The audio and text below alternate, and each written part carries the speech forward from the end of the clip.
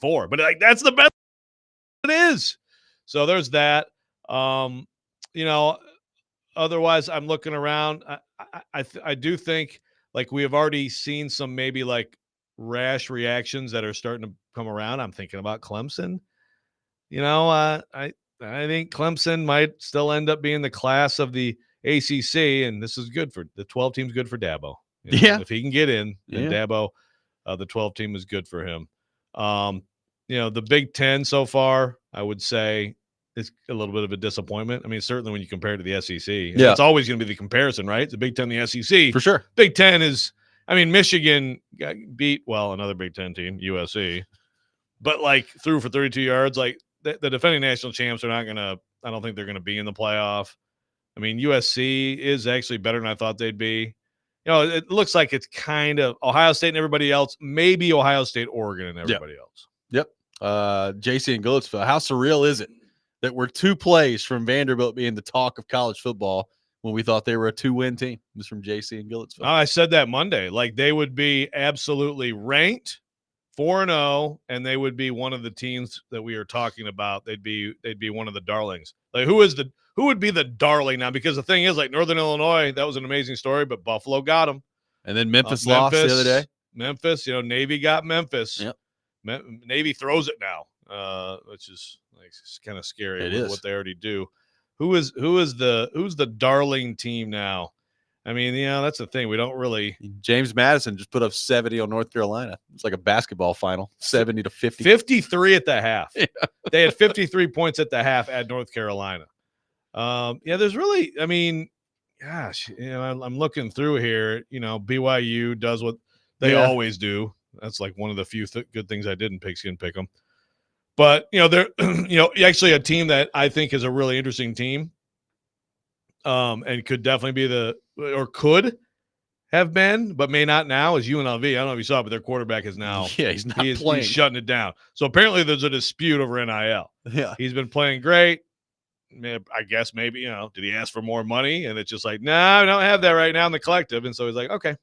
So now he's shutting it down, which means he can redshirt this year and go elsewhere. So that's a toughie. I was kind of excited about Barry Odom. Barry Odom is a UNLV coach. Kind of, didn't work out at Missouri, but as somebody points out, Illinois, Brett Bielema out there getting it done. Bert, that's a good call. Yeah, that's a good call. Illinois, I like it. And they're at Penn State.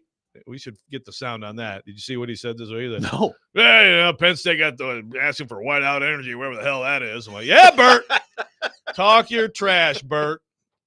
I love that guy. Oh man, and the thing is, he is a great example of like his stuff just works in the Big Ten. Yeah, you're not going to Arkansas and say we're going to run the ball in the SEC and win, but you know what? At Wisconsin, Illinois, you can do that.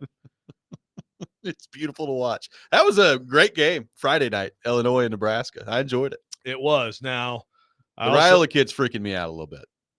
He's the Mahomes stuff is getting a little weird. Oh yeah, it's like calm down, man. Yeah. He's a freshman. He's a freaking 18-year-old. But I will say this for that game, and shout out to Nebraska Athletic Director Troy Dannon. He has said that he does not want to do any more Friday night games other than the Black Friday one against Iowa. I agree. Good for you. Because, unfortunately, good for you, Troy. You're not going to stop TV from running the entire thing and making sure we have Friday games. 615-737-1025 is our phone number. We're off and running on Robby and Rexrode. Taking your thought on some college football. 615-737-1025. Is Josh Heupel proving that he's a championship-level coach? We'll get into that coming up next as well. The choice is yours at 6:30. All that ahead. Robby and Rexrode, 1025, 1063 The Game.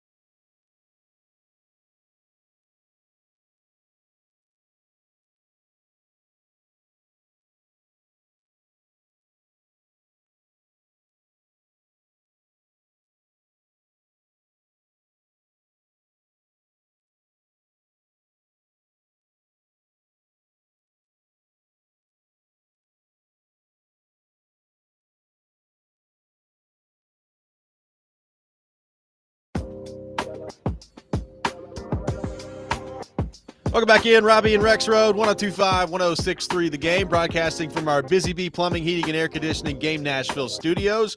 Home of the $99 yearly Beehive membership, where the buzz is always about great service. Talking a little college football, taking your thoughts on our phone and text lines, driven by WilsonCountyHyundai.com. The Tennessee Volunteers in the top 5. If you look at the recruiting rankings for next season, Joe Rexrode, on 3 or 24/7, pretty much anywhere you want to look, they're top 10 for sure. And both on 3 and 24/7 have a number 7 right now for next season. So putting together a good season on the field.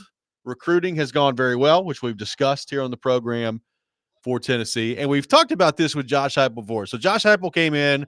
We've discussed our reaction to what that first day was like in terms of, Josh Heupel is who they've hired from UCF. He quickly shut us both up there. Came in, had a better than expected season in year 1. We all know what happened in year 2 with Hendon Hooker and the trip to the Orange Bowl. And the conversation after that was, all right, like, is Josh Heupel, can he win a national championship, or is he like just a really good coach that's like a stabilizer to the program? But if you're ever going to break through and win a national championship, is he the guy to do it? Now, obviously, he has not won a championship to this point. He has not won an SEC championship to this point. And until you actually do those things, it's hard to consider yourself a quote-unquote championship level coach. But looking at the complete picture right now with the roster, what we've seen from Tennessee, they're 4-0 start. They're top 5 in the country. They're putting together a recruiting class. It's going to finish somewhere in the top 10, potentially top 5. We'll see what it looks like when it's all said and done. Do you think Josh Heupel is either moving towards or has already arrived to being a championship level head coach? Well, he's moving toward it. I don't know. I mean, can you arrive until you win it? I don't know. Like, is Kalen DeBoer a championship level coach? He's not won one, but I mean, he was in the title game last year. He's won the mighty Pac-12. He has won the Pac-12. Do we count that? Yeah, that's a good. I mean, I think that some of the knocks have definitely been disproven and have been, pushed aside. There's still, there is still this offense, which I have to think that at some point, like, it's going to happen. And there's also the question of a defense with this offense, which that's where I think he and Tennessee are proving this year. Like, you don't have to be in 45, 42 games running the system necessarily. Yeah. I mean, they put together a defense. Again, I'm looking at I'm seeing all this stuff this week, like number one. And I'm like, yeah, I remember they played J.C. Penney's mannequins twice. Let's be frank. They have not played a good offense yet. Right. Now they have played at least like 2 power league opponents with like talented quarterbacks. Yeah. Like, they still play better people than some people have. Yeah. Like, they've played better people collectively than like Ole Miss has. Yes. But there's still a little bit of a grain of salt with the defense, but I mean, come on, it's better. It's good. So I think, like you said, you got the recruiting going on. You've got everything else around Heupel is in place. He's moving toward it. I want to see how they match up with Georgia, because for whatever reason, it's not like you can even say that Tennessee can't match up with the most talented teams. They beat Alabama. I mean, by the letter of the law of recruiting rankings, that was the most talented team in college football 2 years ago, and they beat them. Yeah. Then they got smoked by Georgia. I mean, that matchup has just been very unkind to them. I think that's a lot about Kirby Smart having a great idea of how to defend them. And frankly, 2 years ago, Saban and his defensive staff doing a poor job. But, so beat the very best and don't have, one of those just stinkers. And because that is one thing that, the last couple of years obviously has happened, is just sort of this out of nowhere, really bad performance. I mean, last year, I would say the biggest example would be at Florida early in the year, but even like Missouri later was bad. And then, of course, we know South Carolina the year before, but he's moving toward it. I mean, I'm getting to the point where I don't see why, when you look at what they have, if they were to execute, I don't see why their style of football can't win every game they play this year. I'm not saying they will, but I'm just saying I don't think it's as limiting as some people have thought of this offense in the past. And I think that again, someone's going to break through and break down that narrative. Someone's going to break through in the NFL because we're still waiting on that to be like a good starter out of this offense and break down that narrative. And Tennessee might be the program that does all that. It might be. And, the matchup with Georgia is certainly going to be interesting. One thing that Heupel's talked about and that we've seen at times, we saw it in the NC State game where they went a little bit heavier with their lineup with the tight ends that they've got. I do think that the offensively, and I'm interested to see how this plays out in the games against Bama, against Georgia.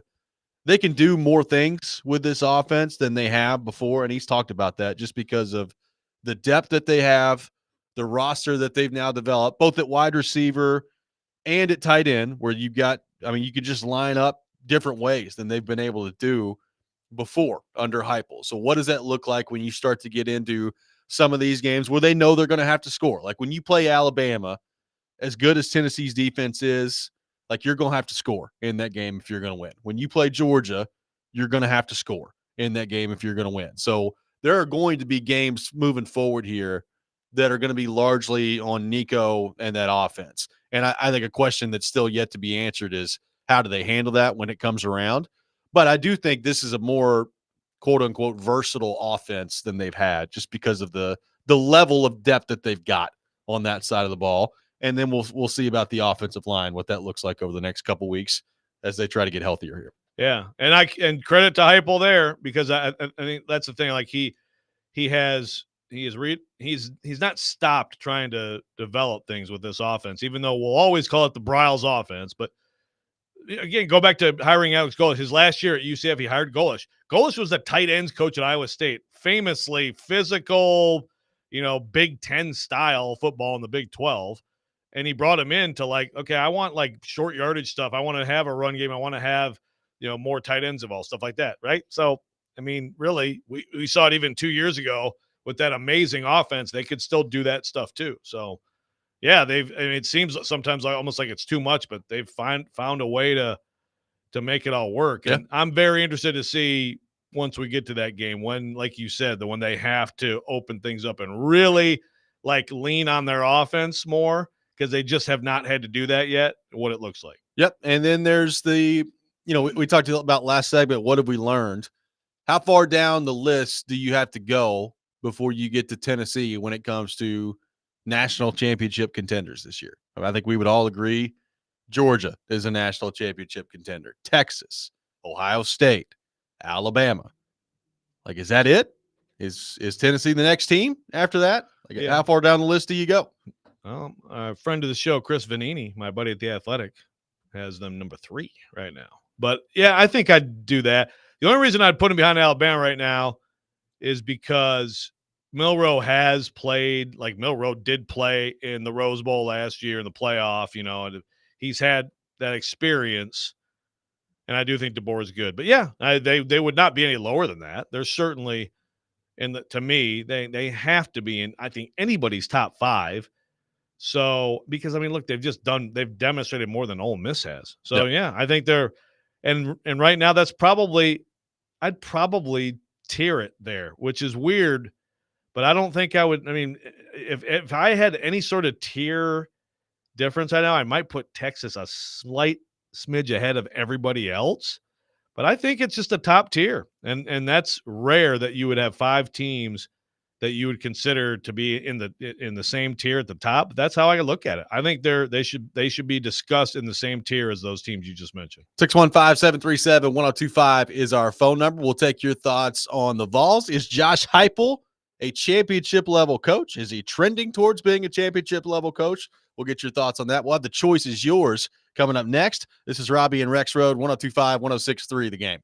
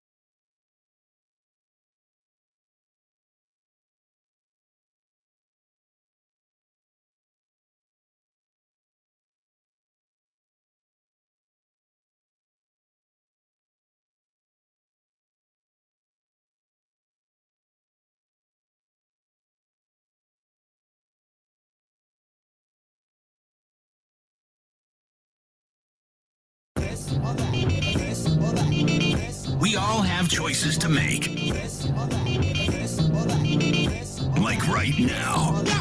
It's The Choice Is Yours. Now on Robby and Rexrode. It is that time of the week. Time for The Choice Is Yours on Robby and Rexrode. We'll take your participation, your thoughts, as always. Sports questions, non-sports questions. Our phone line driven by WilsonCountyHyundai.com, 615-737-1025. I am in the questions chair this morning. Would we like to begin with sports or non-sports? I'll say sports. Go ahead. Yeah. Let's go sports. All right. We've been talking about Tennessee. You can place one Tennessee player from the past on this Tennessee team. You can place one Tennessee player from the past on this Tennessee team. It could be any player, any position. Who would it be and why? Nick Keyser already knows, apparently. What's your answer, Nick? Jason Witten. Okay. I think that would be, That was quick. Going down memory lane, thinking about how just versatile he really was when he was with the Vols. Think about if Nico was throwing him dimes up the middle or right in the goal line to him. I think that would be crazy awesome to see if they had any tight end similar to him. But give me Jason Witten. Jason Witten. All righty. Let's go. I'll go Eric Berry. You may. Sorry, buddy. I'll come up with another one. I was thinking about, I actually was thinking about, gosh, what about like Carl Pickens or somebody like that. Yeah. Willie Galt, like one of the great receivers, and then you got like a clear one at receiver. But yeah, I mean, Eric Berry, if you put him in the back of what they have going out there, whew, man, that just sounds too good. Everybody else in that secondary can, do fine, and Eric Berry will clean it up. I mean, he was just incredible. Really great college and NFL player. So, yes. You got a new one? You get a switch? You got a pivot? I could go Reggie White, but I feel like the defensive front is in. I'm not saying the defensive front couldn't use Reggie freaking White because it could, but I think the defensive front's in good shape. I mean, you throw Al Wilson out there. I'll go one off the wall for you, and it's not really that off the wall. Joey Kent. I'll put Joey Kent on this team. Big plays, man. Big plays. Peyton Manning loved that dude. I'll go Joey Kent at wide receiver, but you took my guy. I think Eric Berry would be perfect on this team. You imagine Eric Berry like with this defensive front in front of him? He would eat. He would eat. All right. Back to non-sports. We talked a few weeks ago about the film that was on TV, that every time it's on TV, you have to sit there and watch it. A lot of the answers we had, pretty well-known films. What about an underrated film that you will watch every time that you see it? I'll start on this one because every time it comes on the TV, no matter where it is in the movie, I sit down and I start to watch it. Maybe even if it's not, I don't watch the whole thing. I watch as much as I can. For some reason, I love Couples Retreat with Vince Vaughn in it and Jason Bateman when they're on that trip to the wherever they go. I don't know if it's Bahamas or something, somewhere down there. Yeah. But it's awesome. I think it's hilarious. So Couples Retreat, when they play the Guitar Hero scene, is pretty electric. See, that's a movie where it. I've seen probably like 2/3 of it, but I have not watched it straight through. I love that. I don't know what it is about that movie, but I love that movie. Every time Couples Retreat is on, I just fire that bad boy on. See, there's so many. So it's never comes on, so it probably doesn't work for this. But every time we talk about movies, if I could, it's like, there's like that old Coca-Cola commercial. I'd like to teach the world to sing. And everybody, like, if I could like have everyone in the world watch This Is Spinal Tap, then I would do it because it's just absolute freaking genius. I mean, it's dying laughing every time I watch it, but that's never on. Right. So, I mean, it's like, this came out like 1985. Please watch that movie. I would say, okay, it's called The Week Of. Okay. Now this is just a Netflix movie. Okay. The Week Of, actually, we have at times at my home, my daughter and I be like, what do you want to do? Let's watch The Week Of. It's a Netflix Sandler movie. It's one of his best movies he's ever made. Yes. Okay. It's about the week of his daughter's marriage to Chris Rock's son. Okay. And it's like the family's coming together and like it's freaking awesome. The Week Of Adam Sandler. I swear. How have I not heard about this? Like, I need to watch this. He had 2 Netflix movies that came out. There was one with him and Jennifer Aniston. So you've seen that one. I've seen that one. Yeah, that's not that great. Yeah. The Week Of blows it away. Okay. Yes. Watch the All Week right, Of. I'll have to watch it. There you go. Keyser? Man, I'd say, I don't think it's underrated, but anytime it comes on, for some reason, I sit there and watch it. Independence Day is something that when it's on the TV, it's random, it's super random. But whenever it's on, that's one that I always come across. And then my honorable mention is probably Happy Gilmore as well. It's funny you say Independence Day. I was scrolling through TikTok last night, and I came across this clip of Jeff Goldblum being interviewed by somebody, and he was watching a clip from Independence Day, and he just broke down into tears and started like talking about his children and how the emotions of his children. I was like, that Jeff Goldblum is an interesting cat, man. Wow. He is a very interesting cat. Yes, he is. The Fly. Yeah. All right, back into sports. You have to win one game to save your life. Which Titans quarterback are you taking? Will Levis, Jake Locker, VY, Vince Young, or Malik Willis? You have to win one game to save your life. Which quarterback are you taking? Levis, Locker, Vince Young, Malik Willis. Oh, man. Phew. Well, I'll go with Vince Young. I will go with Vince Young and say, if I can impress upon him, all of our lives are at stake, Vince. Vince, keep your shoulder pads on. Yeah, like this is like the world hinges on me. Like you're James Bond, okay? Blofeld is about to kill us all. Please, like let's prepare this week and let's play your best. And I think he's the best of those guys. Like at his best, he's the best of those guys. Okay. You know, he's rookie of the year. He was. So yeah, I mean that's what I got to do. All right. I wish it was history of Titans quarterbacks because I don't trust anyone except Vince Young, quite frankly. I thought he had some phenomenal games. You trusted Vince? Well, That's out a of that dangerous place to list, to win a game with my life, and if it depended on him to save me, And quite frankly, I don't think any of these are great options. they're not. Well, they're not. But I mean, out of everyone, I think he's the most competent quarterback out of them. I would say. I don't know, man. I saw Vince on some Sundays not be able to throw the ball from me to this television over here. No, it could go very poorly. Yeah. It could go very poorly with him. I'm just hoping, like again, it's like best version would be him. I mean, all that Right. to say, I'm going Vince too. I mean, I'll just tell Vince, hey, man, just go out and make some plays with your feet. Just go run. Just go run the ball. Take off. You're a freak athlete. And every now and then, if you see somebody open, do your best to try to hit them. But Vince would probably be my answer. And to be clear, we're talking about all these people in their athletic primes because Vince Young is definitely not a good athlete now. Yeah, right. Yeah. He's put a couple on. No, we're just talking about, you know, We're not all talking things like being current equal. forms. And I don't know what Jake I don't know what Locker's Jake doing. Locker's doing right now, but like, you know, in their heyday Yes. here with the Tennessee Titans. Yes. No votes for Malik. See what he did? Look, if you told me did. Malik was going to play like he did Sunday, I might go him. Well, my answer would be as long as Matt LaFleur is coaching, Okay. we'll win. He has at one time been a coach on the Tennessee Titans. That's right. That has happened. All right. Non-sports. And this one was maybe a dumb question that I've come up with, but I'm doing it anyway. All right. Morgan Wallen the other night walked out at Neyland Stadium. He had Peyton Manning and Josh Heupel on one side. By the way, Peyton Manning dressed up in complete full uniform. Ready for Halloween It trick-or-treating. was very interesting. On his right side, he had Nico Iamaleava and Brew McCoy. You don't have to have four. Let's say you're holding a concert here in Nashville. Who's walking out with you? Who are your walkout guests? Okay, so just to be clear then, this would be like you're picking, like I can't say, hey, Barry, I can get Barry Sanders You to pick fly whoever down. you want. This is your concert. You can pick whoever you want. Now the location is here. Yeah. Okay. So yeah, I'm trying to get people hyped up. Okay. Well, then I'm going to, I'm gonna play to the home crowd, and I'm gonna have.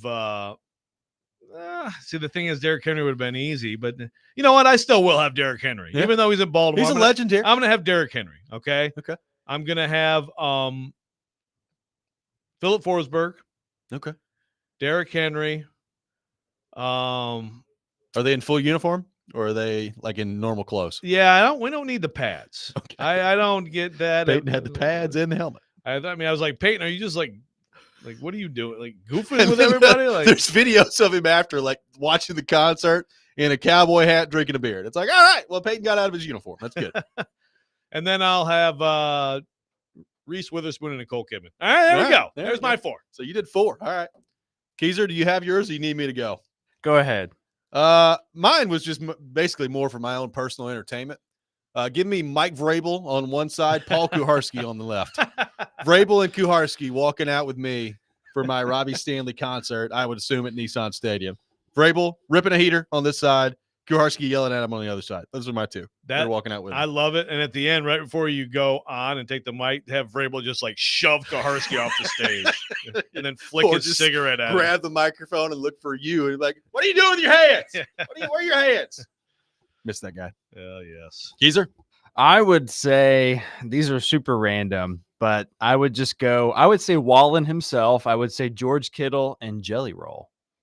Morgan Wallen, George Kittle, and Jelly Roll. Why not? Okay. If it's anybody, Jelly Roll's a good one. I like Jelly Roll. On the spot to think about it. I mean, Jelly Roll's pretty hype. You just can't lie. Sure. George Kittle's going to go nuts all the time anyway. Morgan Wallen obviously created this crazy outro or crazy walk up to his concert. So why not have the guy that, starts it all? There you go.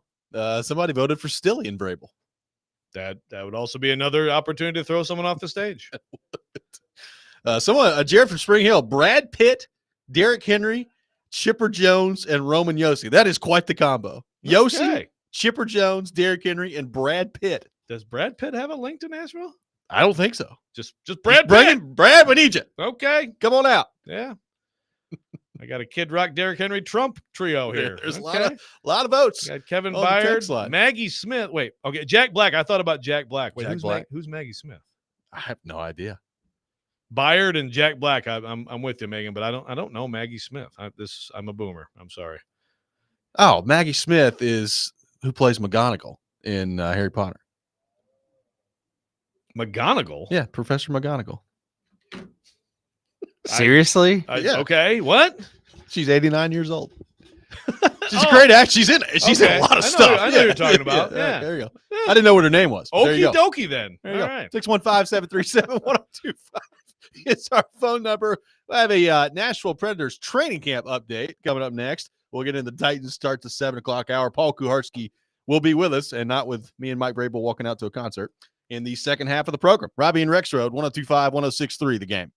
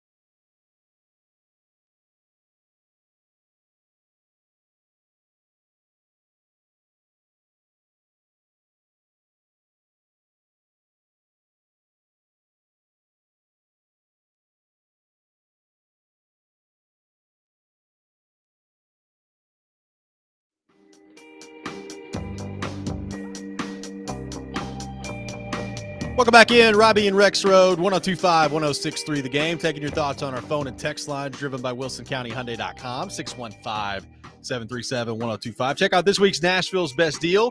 It's Premier Six Theater at 810 Northwest Broad Street in Murfreesboro. Whether you're a fan of timeless classics or can't wait for the newest releases, Premier Six Theater has something for everyone. Go to theGameNashville.com/deals to get half off a $50 gift card while supplies last.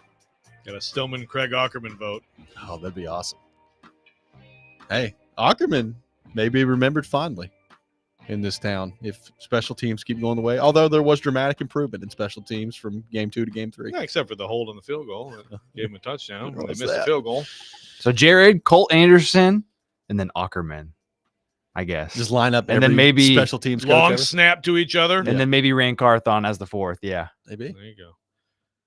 Maggie Smith was in an old 70s comedy called Murder by Death. It's amazing. Should give it a try. Okay. I Okay. don't know that one. All I right. will check it out. Thank I you. mean, Maggie. look, she's a great actress based on nothing more than Professor McGonagall. And by the way, yeah, I want to make sure that I'm correct. She's the good one who's like sort of the partner with Dumbledore.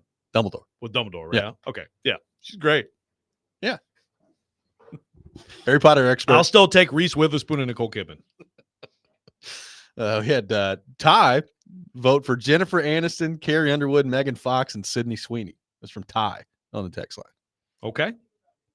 Hey. Tied to Nashville? One of them. Any ties to Nashville? One of them definitely does. Carrie Underwood is tied to Nashville. That is right. There's no doubt The about other that. ones have been on televisions in Nashville, They at least. So They have. The Nashville Predators remain in training camp. They'll have a preseason game, technically number 3, coming up on Friday night against the Tampa Bay Lightning on the road. They had 2 on Sunday down in Florida. Never didn't go very well for them on Sunday. Now, the first game, they had a bunch of kids playing against like Sam Bennett and Matthew Tkachuk, so probably wasn't going to end well.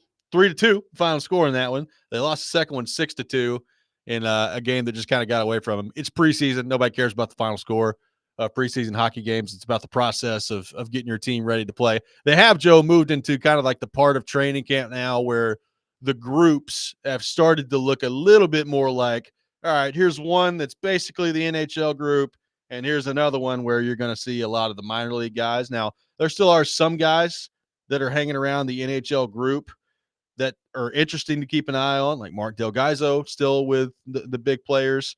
Zach LaRue, still with the big players as well. Ozzy Weisblatt, who they acquired over the summer in a trade with San Jose, is with the big group, and I have been told, keep an eye on that guy. He might be a guy that could be a candidate to make the team okay. out of camp. Now, the interesting, like, this is in some ways a very anticlimactic training camp for them because they have 22 guys that are on one-way contracts. So you know that 22 spots are taken. Like when Tomasino's deal got done and Parsonen's deal got done, well, that's 2 spots right there that, like, those guys I think are going to make the team. And then it's just a matter of what does it look like after that and where do you place them? But I mean, you've got Jankowski and McCarron and Cole Smith. Like there's probably like 1 spot that's up for grabs here. So it's not an overly exciting training camp from the standpoint of who's going to make the team and who's not going to make the team. But interesting combos. Novak has been playing with Marchessault and Stamkos. It's not a huge surprise there. They look like they're going to keep that top line together to kick off the season with Forsberg, O'Reilly, and Nyquist, and we'll see how that goes. Interesting line that's been productive in camp so far that is something to keep an eye on. Tomasino, Sissons, Evangelista have looked really good together in camp to this point. Yeah, no, that I actually, there's been some buzz about that, and I like the idea. I kind of like the idea. So obviously, like Tomasino, I mean, Sissons is just Mr. Steady. When he retires, he needs to have some kind of award for, like, it's like, everybody's favorite teacher or perfect attendance in high school, or like, Sissons is just such a rock. He's reliable. He's going to be solid. And then obviously, you want Evangelista to have enough opportunities given his talent. You don't want him to suffer for all these changes. If Tomasino can actually take a step, that could be pretty good, right? I mean, Absolutely. I think there's some real, and then you have a third line that can actually be dangerous and give you some production. Oh, and then like, how are you going to structure your lineup after that? Because you still got Jankowski and Parsonen and Michael McCarron and Cole Smith. Like I said, LaRue's hanging around, so it's Yeah. is What's he the gonna viability be of LaRue? right? Like, and if he's not going to play, like if you look at your 12 forwards that you dress opening night and he's not one of them, are you better off just sending him to Milwaukee and then calling him up when you actually need him to play? Are you better off just having him hang around for a couple weeks and being like your 13th forward? Like, that's my guess is, if that's the case, like if he's not clearly going to be in the lineup, he probably starts in Milwaukee, would be my guess. I mean, he's the guy who, for fans, it's like you really would like him to be, beyond like a Cole Smith or a Jankowski, right? Correct. But the thing is, those guys are solid, Yeah. and those guys do a lot of things, and they're not going to be easy to beat out. If he does elevate himself, that's a great sign for him to me right Yes, now. for sure. Now, they have not had a ton of time at this point in camp to work on special teams. That started yesterday, and they worked on the power play. And as you might expect, the first power play unit, Philip Forsberg, Steven Stamkos, Ryan O'Reilly, Jonathan Marchessault, Roman Josi. So on paper, what we Seems thought okay. it could be is exactly the way they've started in camp. And you've got a second unit of Tomasino, Evangelista, Novak, Nyquist, and Brady Shea, which is an interesting one too. But that top unit, and I've tweeted out a couple of videos at R Stanley NHL, but Stamkos just kind of camping out in that left circle, which, by the way, he blasted one in the preseason game the other night, exactly from that spot in the left circle, and a good pass from Evangelista. That power play unit, if that's the way they decide to go, and I don't know why it wouldn't be, is going to be really fun to watch this year. Must see PP. Thank you. Yes. No, it's exciting to think about for sure. What about a guy like Kemmel? I mean, does he look different to you at all? Does he look like he's progressed? Is he getting bigger, stronger? I think he's gotten bigger. I think he's stronger, and you could see like one-on-one, he can make some plays. When he gets enough room to get a shot off, he's got a great shot. I don't think he's ready yet. I don't think he's ready to play at the NHL level. I don't think he's that far away either. Like I think if you're him and you can position yourself where you're in the short rotation of call up, I think that's a win for you in camp. Like if you get through camp and they look at Kemmel and they say, all right, if we get, a couple forwards in trouble and injury trouble, and we need to call somebody up, or like, let's say a Stamkos or a Marchessault goes down for 2 weeks and you need somebody to fill that role.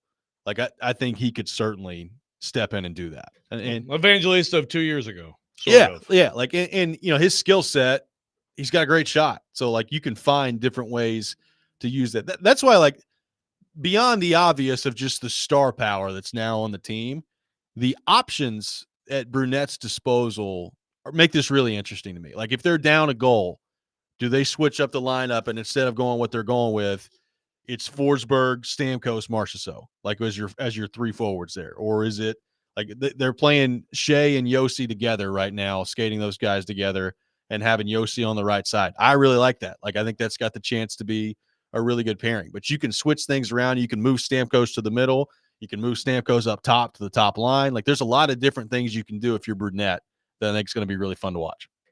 Yeah, and like you said, like there's not a ton of drama now compared to some years. We think about past years when it's like so much talk about Tomasino, Parson, and whoever, but everybody knows what's coming. It's good to have that certainty. It's good to have that certainty, and it's going to be interesting to see how quickly it all comes together for the Nashville Predators. We'll get back into the Titans coming up next. Titans fans, we want to hear from you. Are you mad? Do you have apathy? Are you getting used to losing? What all's going on with Titans fans this week in the aftermath of the 0-3 start to the season? We'll get into that coming up next. Robby and Rexrode, 102.5, 106.3 The Game.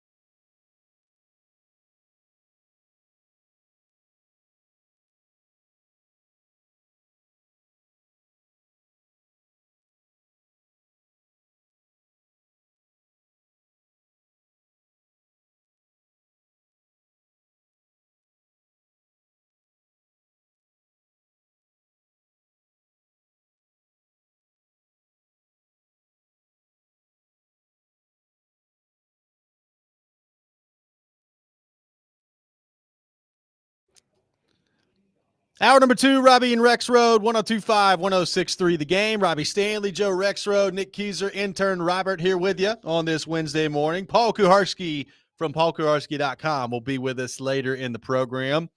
We'll dissect every possible angle of the Titans' woes and 0-3 start with him. So looking forward to that coming up later in the program. Taking your thoughts on the Titans right now on our phone and text lines driven by WilsonCountyHyundai.com. So I've thrown the question out there. We've heard from a lot of Titans fans this week after the 0-3 start, after Malik Willis came in here and torched the Titans defense. The Titans offense has a showing of 17 points again in week 2, and then 14 points in week 3. So basically more of the same of what we've watched the last 2 years, where not only are you losing, but you're losing, turning the football over, and you can't score points offensively. So it's the combination of taking the L and just being at times downright abysmal to watch on the offensive side of the football, which hopefully to God at some point we can get out of that around here. But my question is pretty simple. Like, are after the 0-3 start, are you mad? Are you frustrated? Are you sad? Is a little bit of apathy starting to creep in? How do you view the start of the season to the Tennessee Titans? I've already got some texts coming in about this. I'll read one. One says, I'm mainly mad at Rand and the coaching staff. It feels like the fan base was led to believe this team was better than it is. They don't have to say that they suck, but setting more clear and realistic expectations for fans would have gone a long way. Ultimately, I think the front office is worried about telling Amy something negative. Amy has all the problems of Jerry World and none of the endearment. That's from an unnamed texter on the text line. Ah, that endearing Jerry Jones. Yes. I mean, I know sometimes he's funny.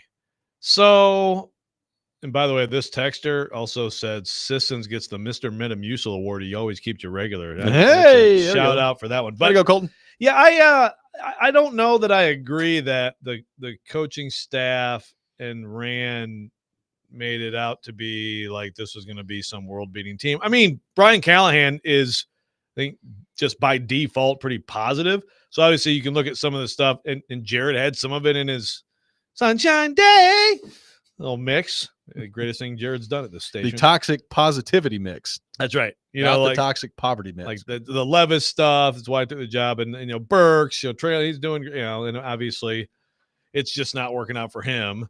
It hasn't worked out well for Levis. I don't know. I mean, I think this is an issue. You could probably go around the league and you're just not going to find many teams out there where all the discussion in preseason is like, yeah, we might really stink, guys. Let's see if we can get 2 or 3 wins. I mean, who would that have been this year in the NFL? Like Carolina? Yeah, but even them, it's like, well, year 2 of Bryce Young.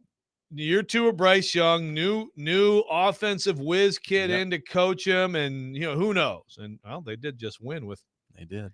With I almost said Andy Roddick with Andy Dalton. Well, that would have been a story. Impressive. What a story that would have been.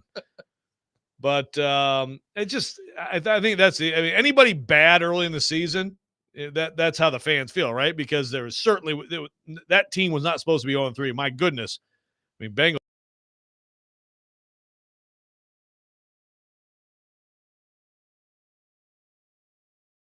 Then expectations were out of whack. Probably. Yeah, I mean, look, have things trended very positively in terms of the conversation around the team since Brian Callahan was hired? Yeah. I mean, in all seriousness, go back and listen to the toxic positivity mix. I mean, there's been a lot of happiness, and there is a lot of we get to speak our minds, and we're correcting mistakes. And I think more than anything, in terms of like the expectations of it, they spent a ton of money. Like that's what it is, right? They went out and they traded for L'Jarius Sneed, and they brought in Calvin Ridley, and they did some high priced things. It was the busiest offseason in terms of just acquiring quote unquote talent that they've had in a while. So it's a much different looking team. The results look the same, and I think that's why the frustration starts to creep in. Now, you had him at 8-9 coming into the season. I had him at 7-10, and a lot of the national discourse is worse than that. So I don't know that the expectations were for this to be some, juggernaut heading into the year. Now, internally, I think that's a very fair question to ask. What were the expectations internally heading into this? And we talked about this a little bit last year too. Like, what did Amy Adams Strunk Because last year's is a little bit different, right? Like, yes, they drafted Will Levis, and there was there was kind of a fork in the road in terms of the future of the team. But they did have Derrick Henry, and they did have Ryan Tannehill, and it felt like, all right, let's get one more kick at the can to try to go win. What were the expectations for that team? And did the way that the season played out eventually end itself with, Mike Vrabel getting fired and all that other stuff? Like this year, what were the expectations for Amy Adams-Strunk? Like, did she expect to be a playoff team this year with the money that they spent? Did she expect to be there? I'm sure she didn't expect this to be at 0-3 after 3 weeks and to look as bad as they've looked at times. So I'm sure the expectations internally were certainly much higher than what we've seen to this point on the field. I would not say, though, that there was like some cloud of high expectations for the Titans heading into the year nationally. No, but yeah, I mean, I think to your question, I'm sure Amy Adams-Strunk with the kind of spending they did, including, I mean, look, you speak about, we talk about cap stuff in the roster. There is going out and getting Bill Callahan. I would imagine he wasn't cheap, even though he's coming here to join his son. Like, that's a big move in terms of, coaching hire too, right? A lot of investment. So yeah, I bet you the expectation from Amy was, okay, so this team's making the playoffs, right? See? We spend this kind of money. Sure. And again, it's like a lot of things have to work out for that. You start with a quarterback. Hasn't worked out so far. Yep. But I'm sure internally, yeah, like you said, certainly not this. So, I mean, it's early, you keep saying that. It's early. But they need to get a win, or else negativity builds on itself. And outside the locker room, in the locker room, with the fan base, and then yes, apathy definitely becomes more of the story, and that's not what you want if you're a franchise trying to sell PSLs to a new stadium. Well, and you're right, negativity builds on itself, and that's part of why I'm throwing this out there. Like, it is this season; they're 0-3. There's a lot of new, so you have a new coach. You have a relatively new GM in his second year, and you got a lot of new players. So it's not like it's just the same old thing being trotted back out there. But then in like the macro of it, if you've been a Titans fan for a long time, there's been a lot of losing lately. Like, you've lost 21 of 27 games after going through the playoffs 3 years in a row and winning a couple of divisions. Like, it's an about face from where you were back then. So like this is an extended period of time now of, yes, the ingredients looking a little bit different, but the end result basically looking the same. And the same has not only been the losing, but the way you're losing. You're losing, and you're just, quite frankly, at times just brutal to watch. Like, it's got to be an exhausting combination with Titans fans. Yeah, exactly. You stink and you bore. You can't stink and bore together. And I think again, to me, it's just the fundamental issue continues to be losing at the line of scrimmage. I mean, they'll always be the key of football. I mean, it's as much as quarterback is the most important position, the highest paid position, and all that stuff, and is the most important one person. Losing up front, it's just, as on either side of the ball, but for this franchise, it's been the offensive side of the ball.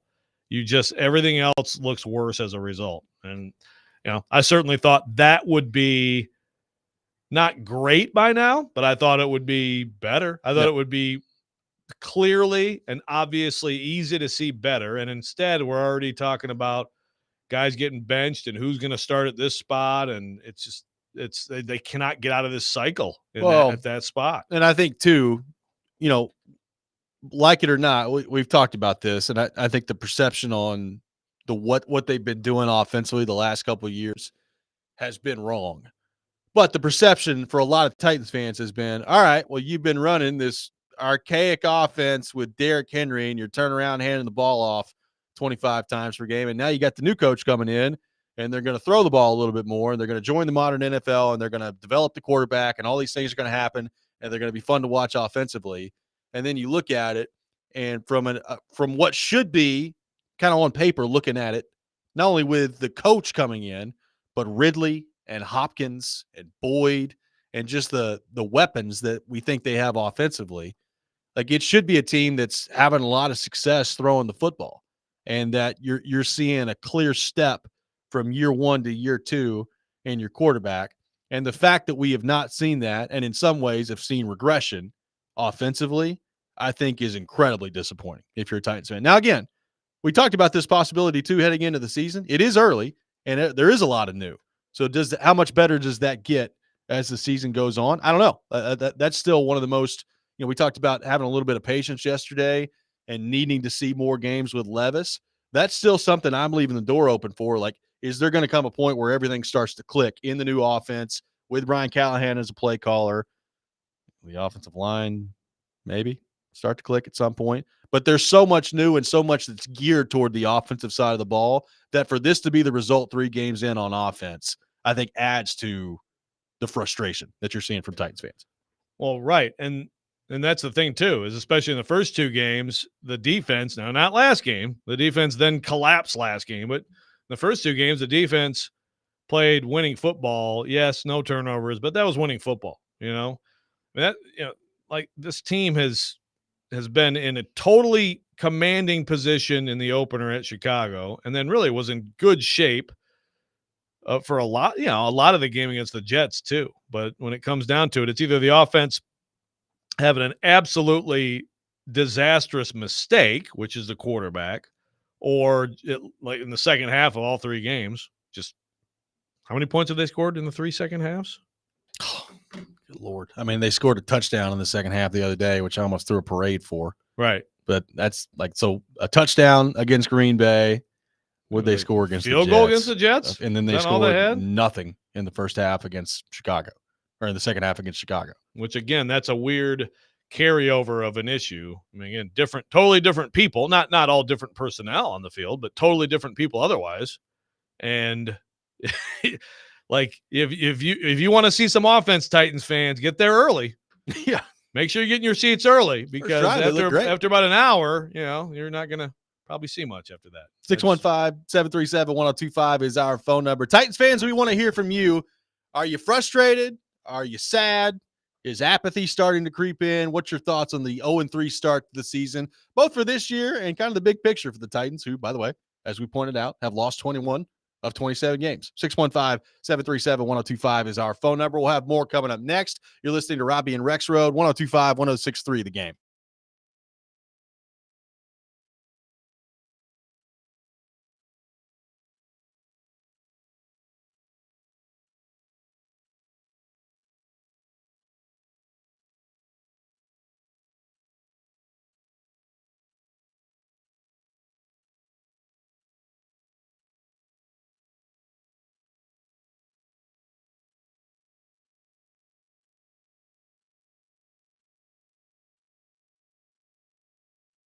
Hey, Robby Stanley here. This year, FanDuel giving you a chance to win big every Thursday night with FanDuel Squares. It's the same Super Bowl Squares game that you've always done, only way better, and that's because your numbers aren't just randomly assigned. You get to pick them out yourself. You can pick as many as you like, and you'll get to see the odds beforehand. You can bet them live during the game as well. So what are you waiting on? Visit FanDuel.com/Rob and bet on Squares. Once again, FanDuel.com/Rob. Plus, if you're new to FanDuel, you can get a $200 in bonus bets guaranteed when you place your first $5 bet. Must be 21 or older and present in Tennessee. First online real money wager only. $5 first deposit required. Bonus issued as non-withdrawable bonus bets that expire 7 days after receipt. Restrictions apply. See terms at sportsbook.fanduel.com.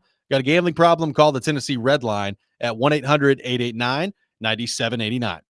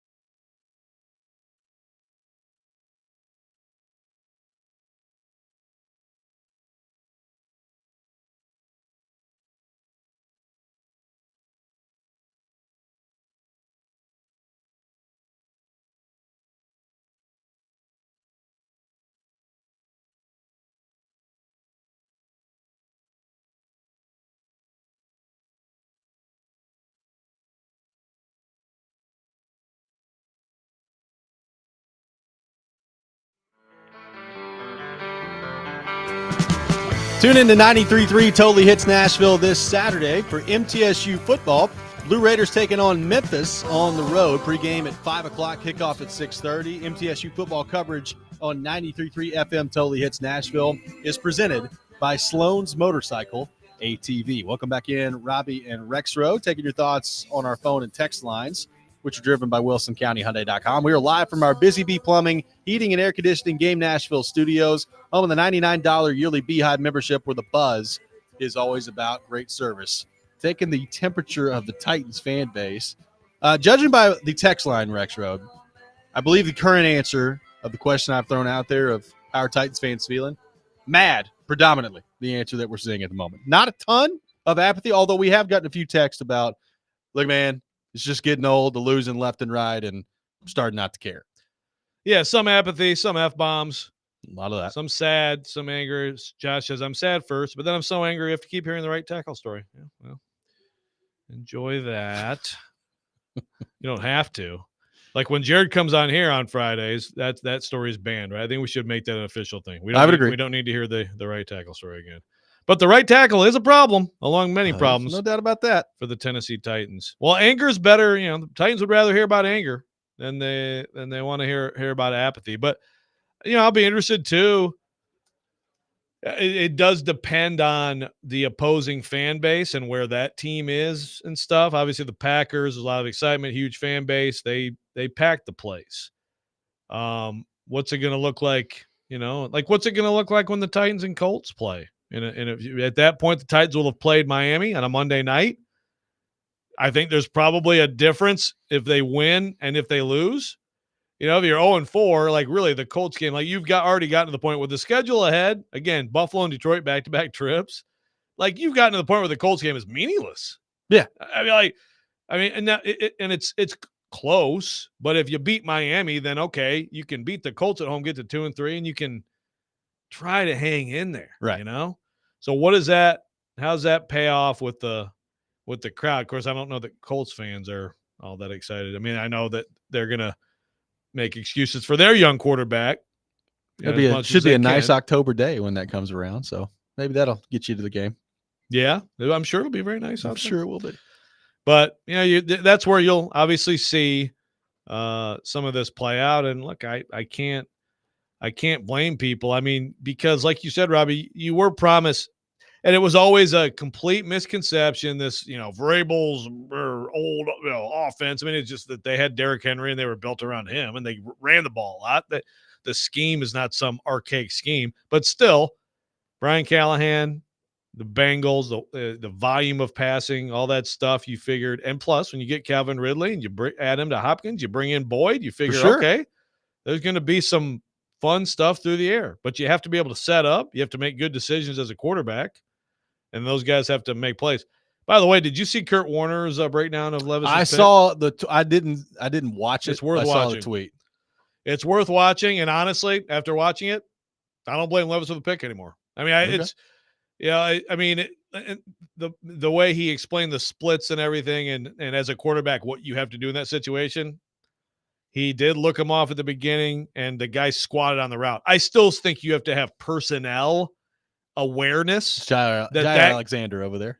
Yeah, for sure. I think you have to have that, but it's a very good breakdown. Okay. It doesn't change, you know, the larger, clear picture of Levis struggling so far in 3 games. Let's go to our 102.5 The Game phone line, driven by WilsonCountyHyundai.com. Welcome in Kyle. Kyle, good morning.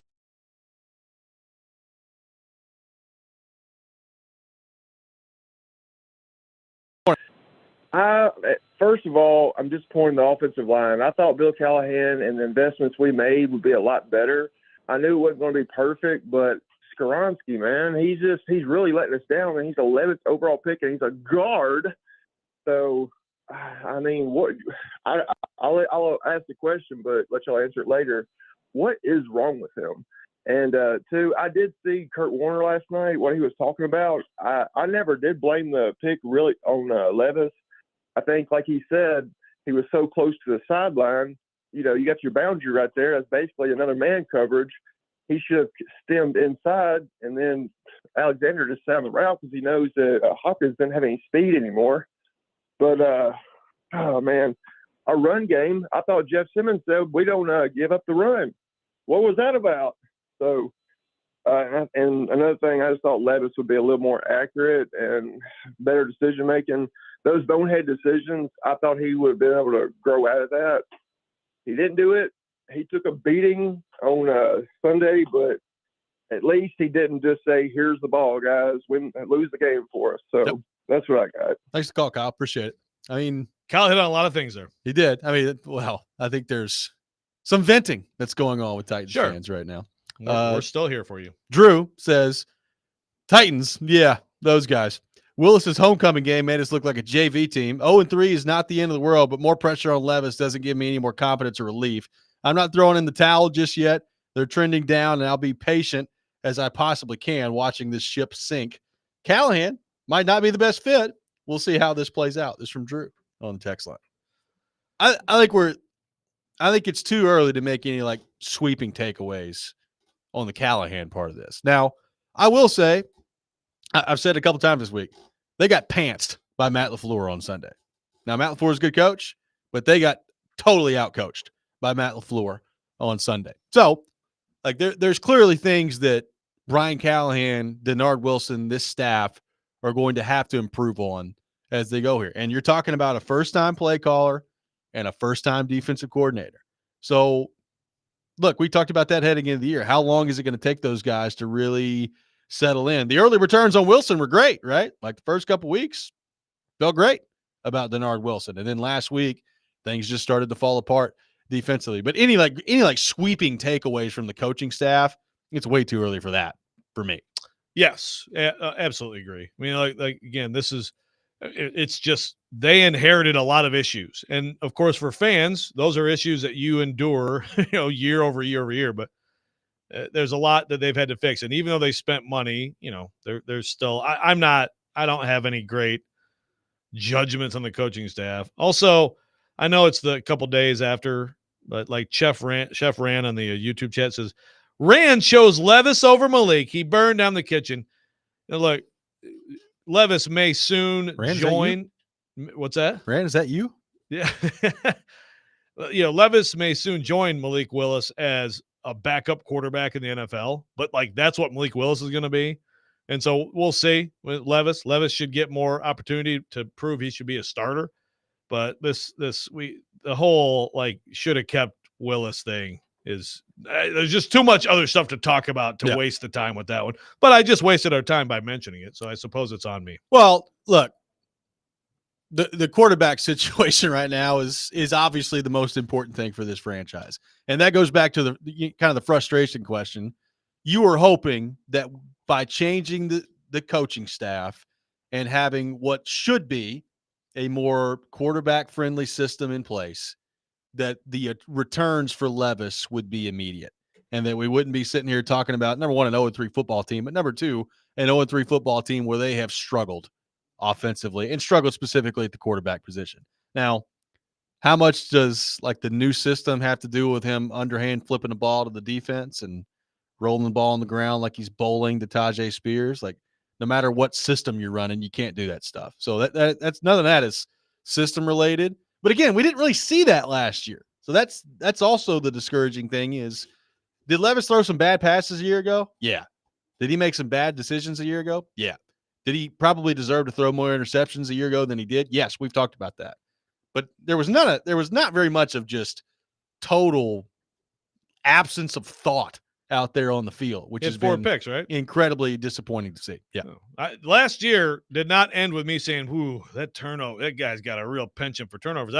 I thought, if anything, that narrative from his Kentucky career was a little bit doused last year. But boy, is it back now! It's been reignited, no doubt about it. 615-737-1025 is our phone number. More coming up next on the Titans. Paul Kuharsky from paulkuharsky.com will be with us in the second half of the program as well. Robby and Rexrode, 1025, 1063, the game.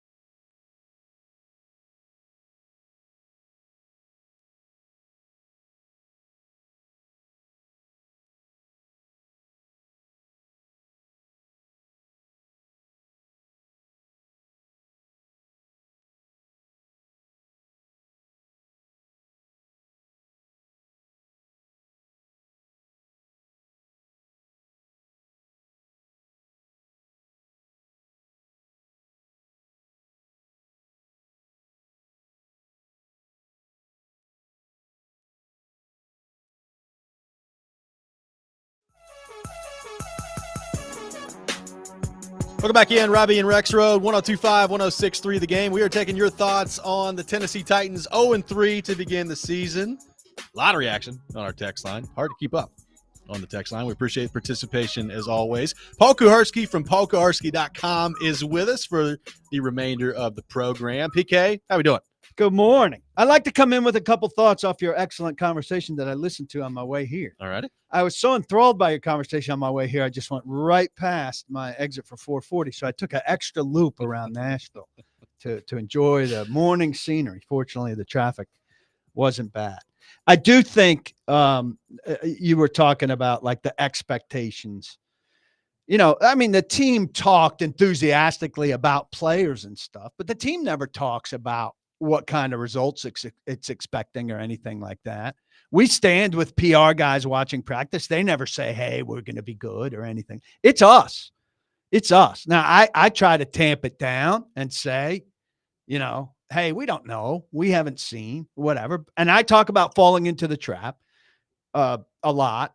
But the way the league is built, unless you're really the worst, like you were talking about, Joe, unless you're Carolina, you're sold hope the whole offseason. From the minute your season ends in January until kickoff in September, you're sold hope. And every year there's a Houston. There's a Bucks right. of last year. Every year that those teams have. You have to restrain yourself. Some of us do it better than others. Some, like your afternoon host, are completely shtick-filled, like doom negative.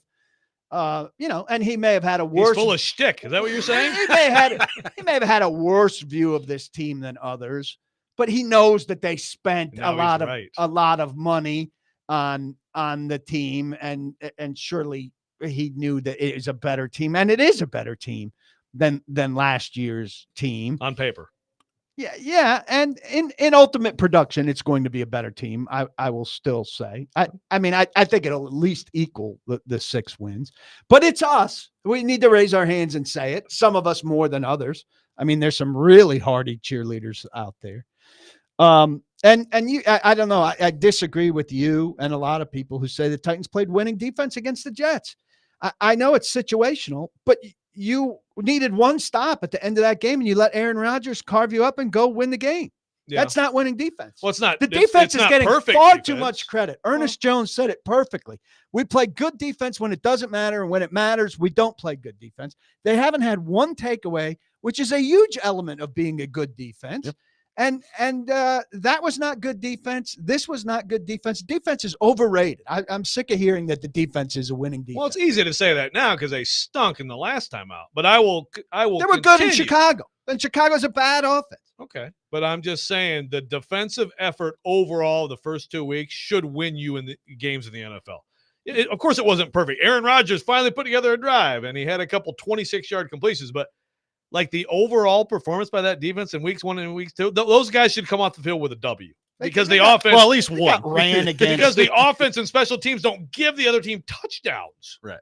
That's fine, but you have to look at the defense by itself, what it's expected I to would do take when it's in on this the league. field. I would take, and I agree on turnovers. You got to figure that out. But I would take the overall play of the first 2 weeks in this league. I'd take that. If you give me that for a whole season and I have a competent offense, I'm at least in a playoff. Thing push. is, though, like it's okay. Have they not had turnovers? Like, have they come close to forcing one? Like, they recovered every the fumble. sack should be. I'm right? also really turned off by their defensive captain. You know, this week his emphasis was, those runs on the perimeter. Yeah. Perimeter. Guess who's not on the perimeter? Jeff. I think Nashville's souring on Jeff. I'm going to talk to Ernest a lot. That's who I'm going to talk to. I like Ernest now. I don't like Jeff anymore. I mean, is Jeff doing anything? No, we talked about enough. Not enough. Certainly. Enough. I mean, is he living up to that contract? Absolutely not. Does Jeff have any sense that Jeff's not doing anything? Well, that's a good question. I don't know. That's a good question. I mean, you're right. I don't believe that Jeff knows that Jeff is self-aware about Jeff's play. I don't believe that Jeff raises his hand and says, my bad. I don't believe that Jeff in-house says, I'm not doing it. But see, publicly, I agree with you. But sometimes publicly and privately are different, right? I mean, I don't think he'll ever do that publicly. Well, if you're doing it privately, it's not a long bridge as a good leader to do it publicly. I don't disagree, but I'm just saying. So I don't think he's crossing that bridge. Well, and like, I mean, I don't think on the other side of that bridge he's doing things that he's not but doing. the thing on our is, side like, of the bridge. is Jeffrey Simmons playing bad? No, I don't he's think fine. so, but he's not being not a he's not a superstar. difference maker. And they're paying him to be a legitimate, bona fide, top level difference maker in the NFL. And you're just not seeing it. And I'm not sure how much he has been since he had the late 22 ankle, whatever was all going on. He grutted it out, and credit to him for that. But I don't know. I don't think he's been the same player since then. Yeah. And Last 2 that's years concerning. plus 3 games. It's not.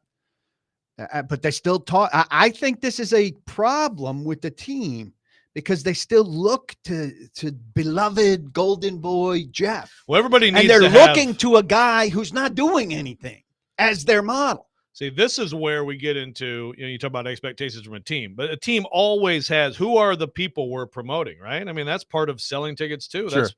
And so Jeff is, now that Derek's gone, Jeff is the obvious. I mean, of course, Levis because you're quarterback, but I think Jeff is absolutely a guy they want out front all the time. And now, it is. It's a mistake. And now Backfire. you have the crap with Buck this summer and some of that And the stuff on fans social actually media went and with- performance against that hasn't him. been as good. Yeah.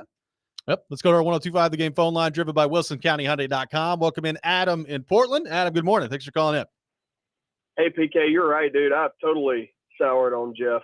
Not why I called, but it just irritates me. It goes back to little things. I don't think anybody's ever going to talk about it, but a player that'll come out after that season and go, yeah, I was playing hurt. Like, let somebody else say that for you. Like, I don't know. Little things irritate me. Anyway, so as far as Amy, because I keep hearing this fake bullcrap, I've got to have something to talk about narrative like Amy's a bad owner and this is all Amy's fault. I think it's the most ridiculous thing I ever heard. If you could think back to the dark days, the true dark days when we didn't have an owner, there was a lull period there. We didn't even know who was the owner.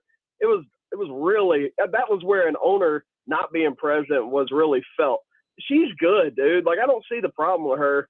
And to somehow pin our quarterback holding the ball too long or somebody refusing to get a tight end or get a tackle, to put that on the owner is the stupidest thing I ever heard. So I'd really like to put that to bed if it's at all possible. I think it's dumb It's to not try possible. to paint her as the problem. It's so stupid. It's not dumb no, to pin some of the problem Thank you for calling. on her. Yeah. She can look.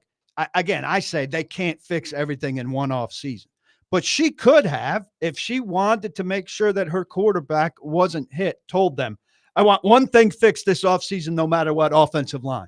And then they could have spent or drafted or whatever more offensive linemen, not signed a guy like Sadiq Charles, whose heart wasn't in it, and counted on him, and taken one less thing, taken not Calvin Ridley, taken not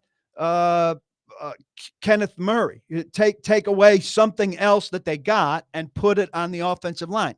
She certainly has the power to make a declaration to her new people what she wants. And if You want an owner to do that? I don't want an owner to do Okay. that, but she can do that. And the time to do that is when you're hiring a new regime.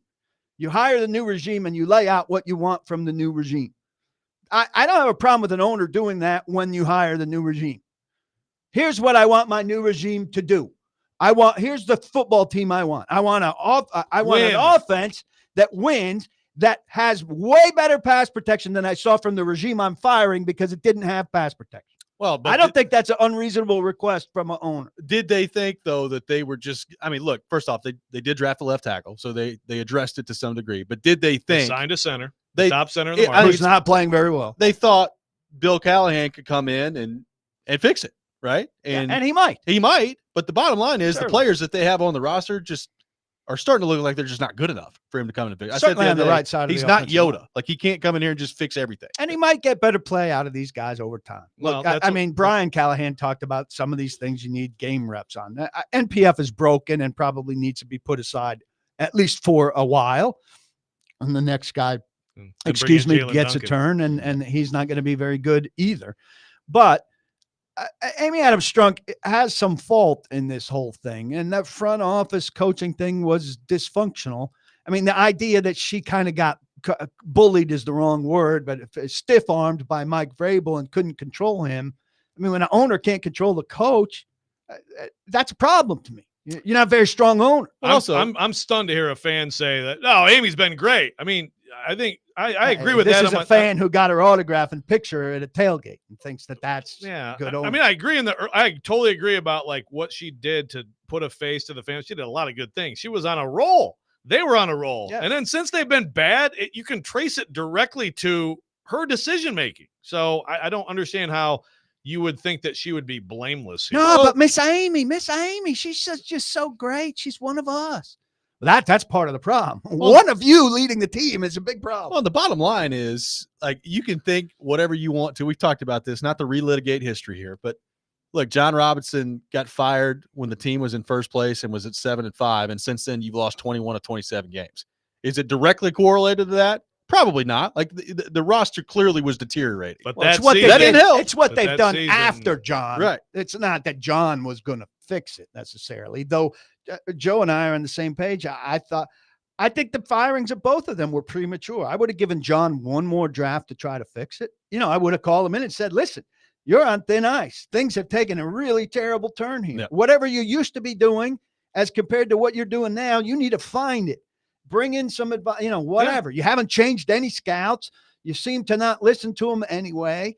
You got to change something here. And you botched the AJ trade. So, yes. But I agree. And Vrabel, I would have given Vrabel another year. But, oh well. But it didn't happen. It did not happen. I mean, so look, of course, there's a lot that's going on in the field that's not directly tied to the owner. But to answer you, PK, I don't want my owner saying, how about that pass protection? How about this or that? No, here's money, win. Okay. And I'll fire you if you don't. I just want to be clear. That's what I want my owner I just want to be clear. I don't want her meddling on a day-to-day basis. But I think with regime change is a time when an owner can express big picture thoughts on what his or her football team should be, what they want it to be. I'm all right with that. That's not meddling. That's picture setting. 615-737-1025 is our phone number. PK is with us for the rest of the program. We'll take your thoughts, your questions, as always, on our text line driven by WilsonCountyHyundai.com. The Rex Rant with Joe Rexrode up next. Robby and Rexrode, 102.5, 106.3 The Game.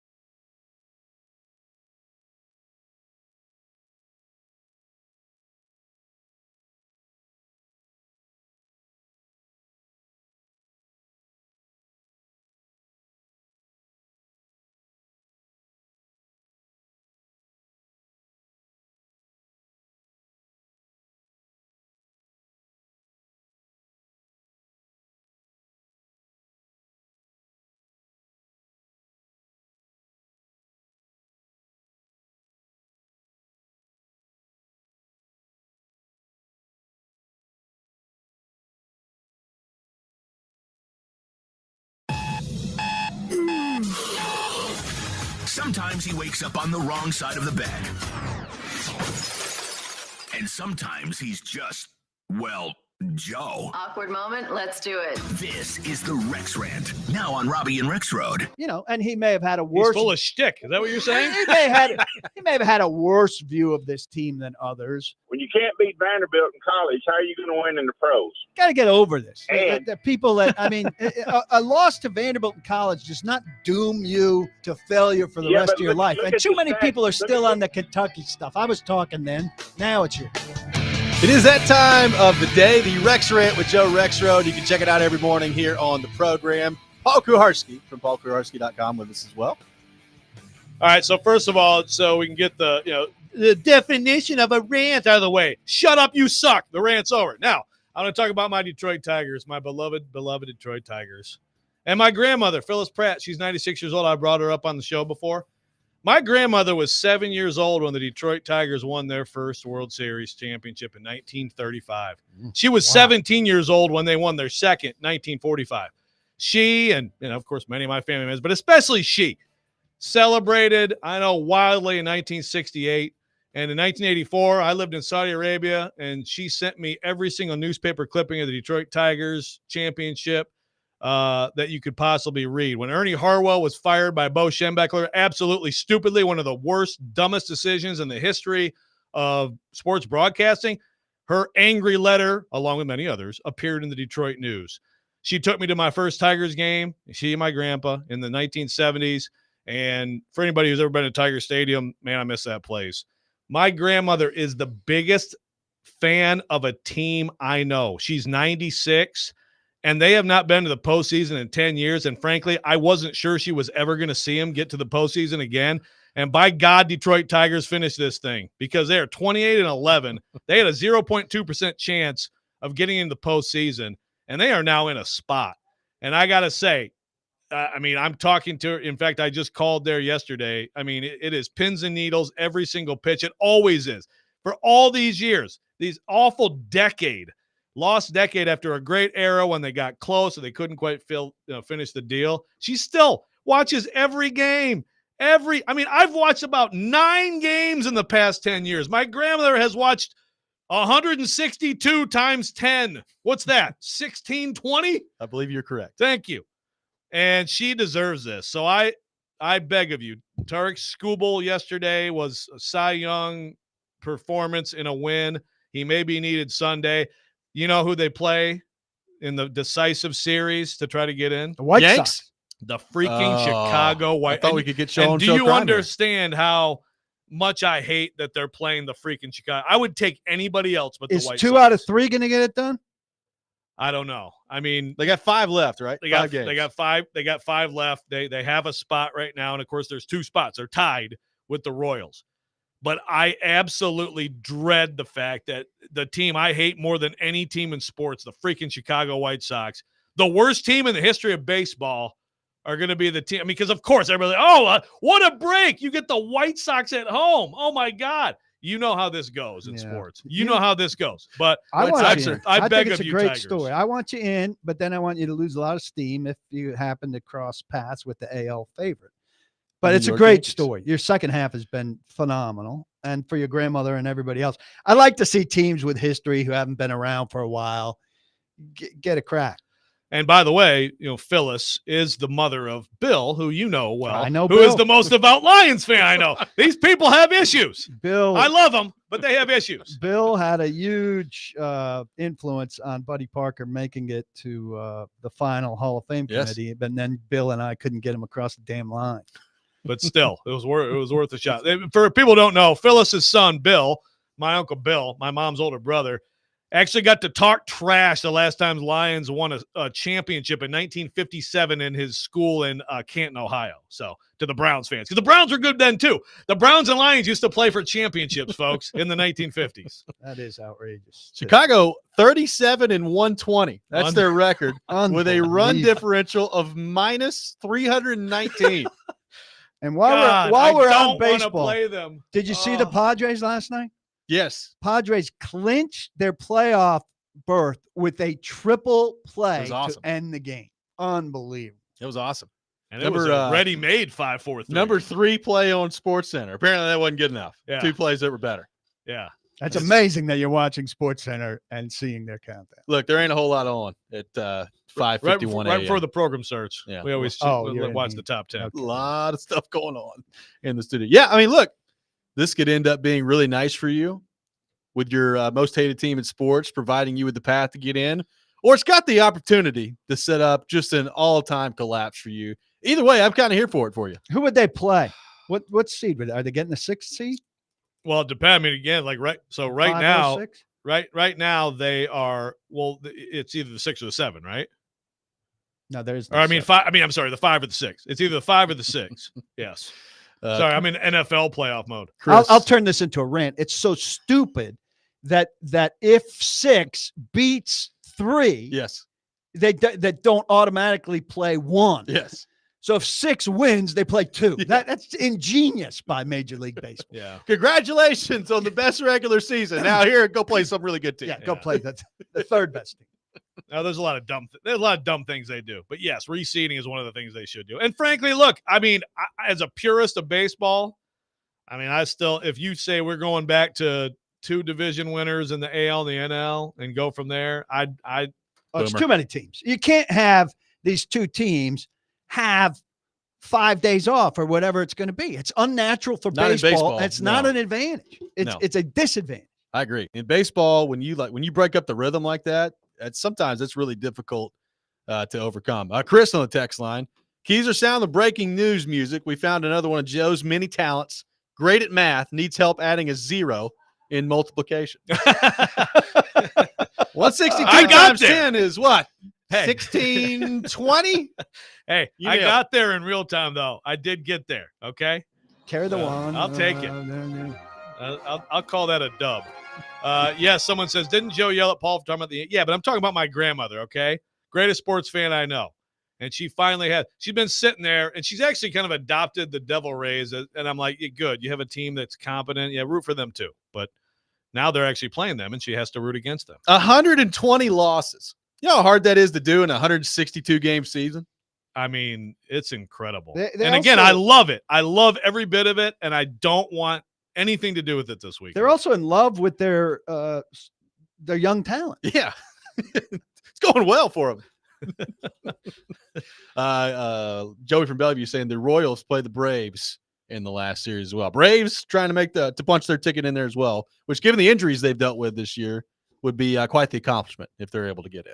Josh from Lebanon, I completely understand that with the grandmother. Before mine passed away a few years ago, she was all in on the 2017 Cup run by the Preds. She called my mother to find out what time and station they were playing on. She was in nursing home and would ask, is Josh working the booth tonight? There you go. There you go. 615-737-1025 is our phone number. We'll get hot and heavy into the Tennessee Titans with Paul Kuharski from paulkuharski.com. Your questions as well to get to on our text line driven by WilsonCountyHyundai.com. You're listening to Robby and Rexrode here on 102.5, 106.3 The Game.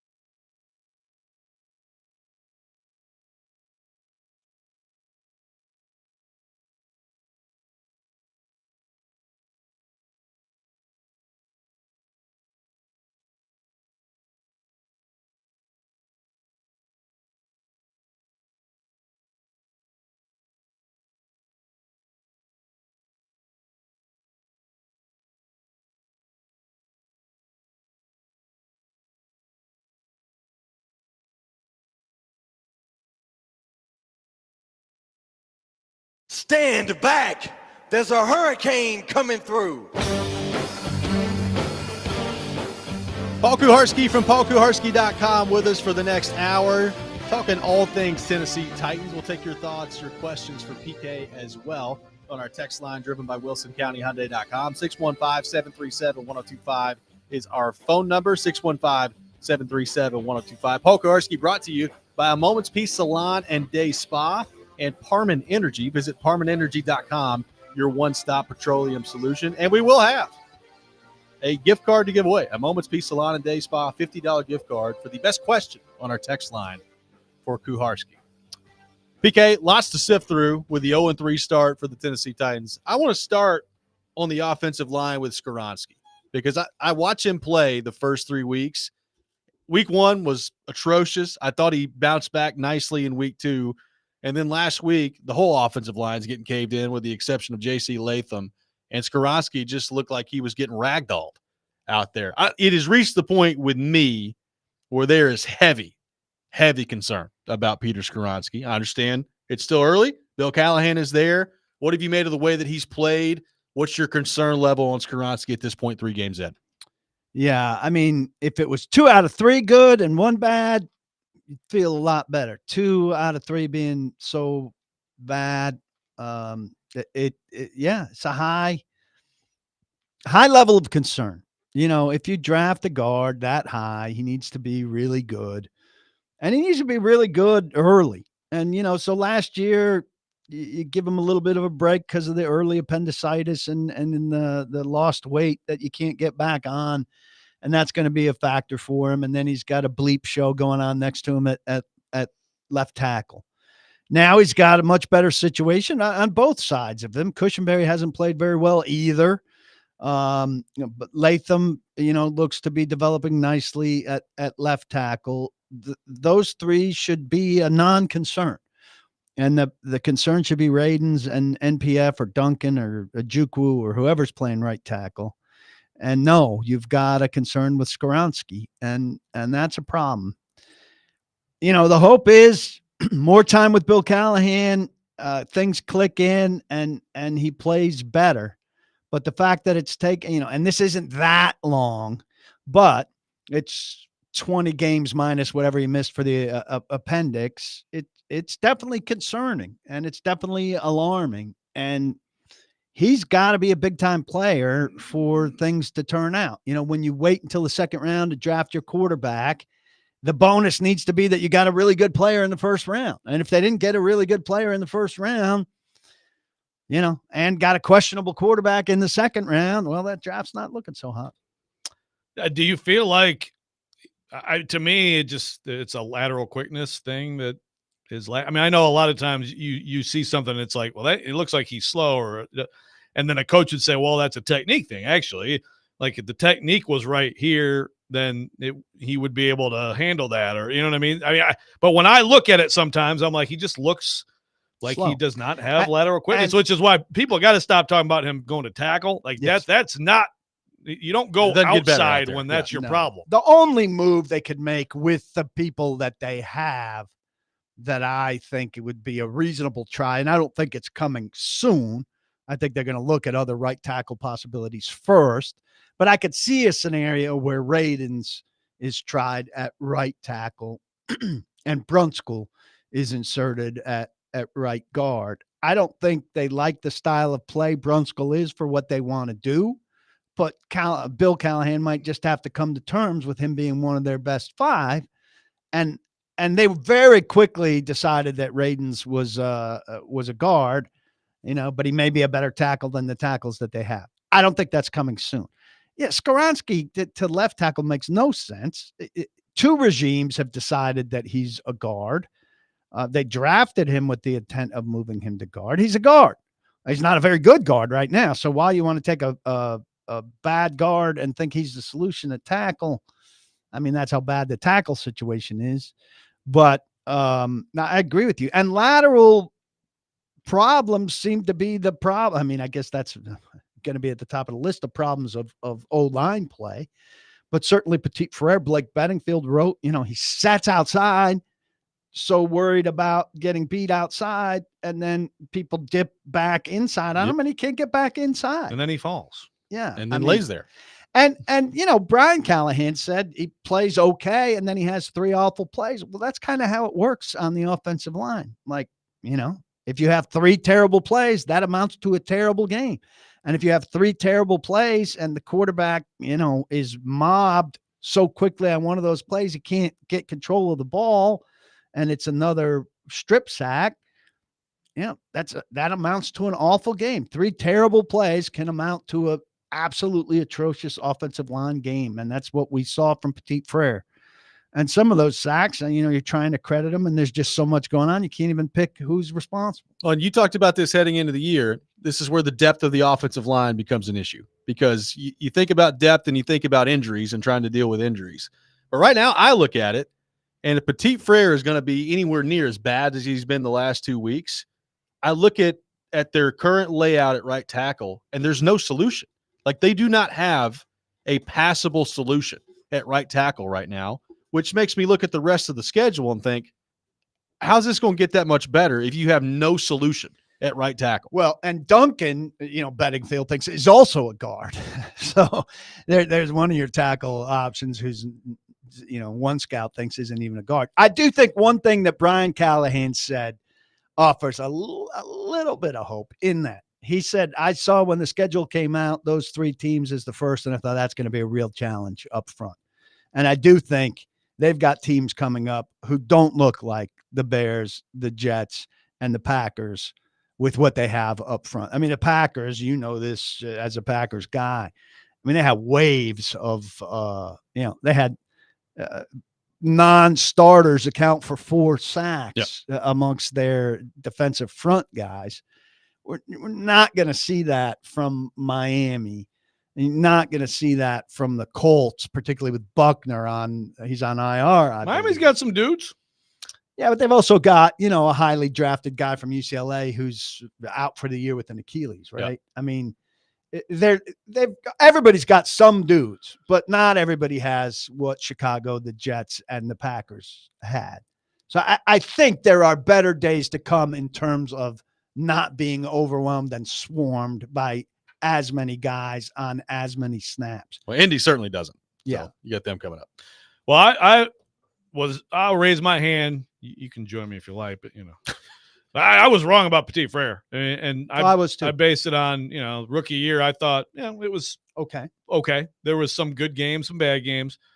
And then last year, we talked about it. It's like a wash, but boy, seeing his struggles out there, it's really surprising to me because Bill Callahan is not Yoda. He's not a miracle worker, but I didn't think that it would require miracle work to get Petit Frere to not look like that. Yeah, I agree. And get benched immediately for Jalen Duncan, who is terrible, which is just that's just not a viable option. And look, here's my scouting thing on this. And I've said this for almost 30 years with the Titans. With regard to receiver, they consistently brought in these meek guys, meek. Now they have some alphas, but Corey Davis drafted 5th as a meek guy. I just think there are some meek guys.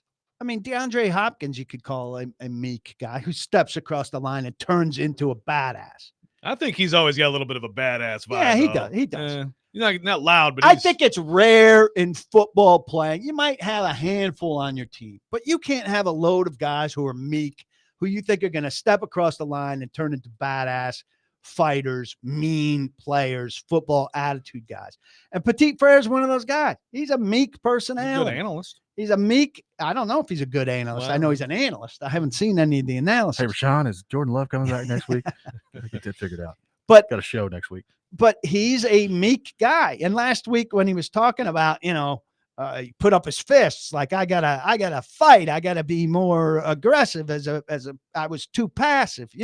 Well, he's conveying what Bill Callahan told him. But as he's saying it, you're looking at him and you're thinking that's not very believable. Yeah.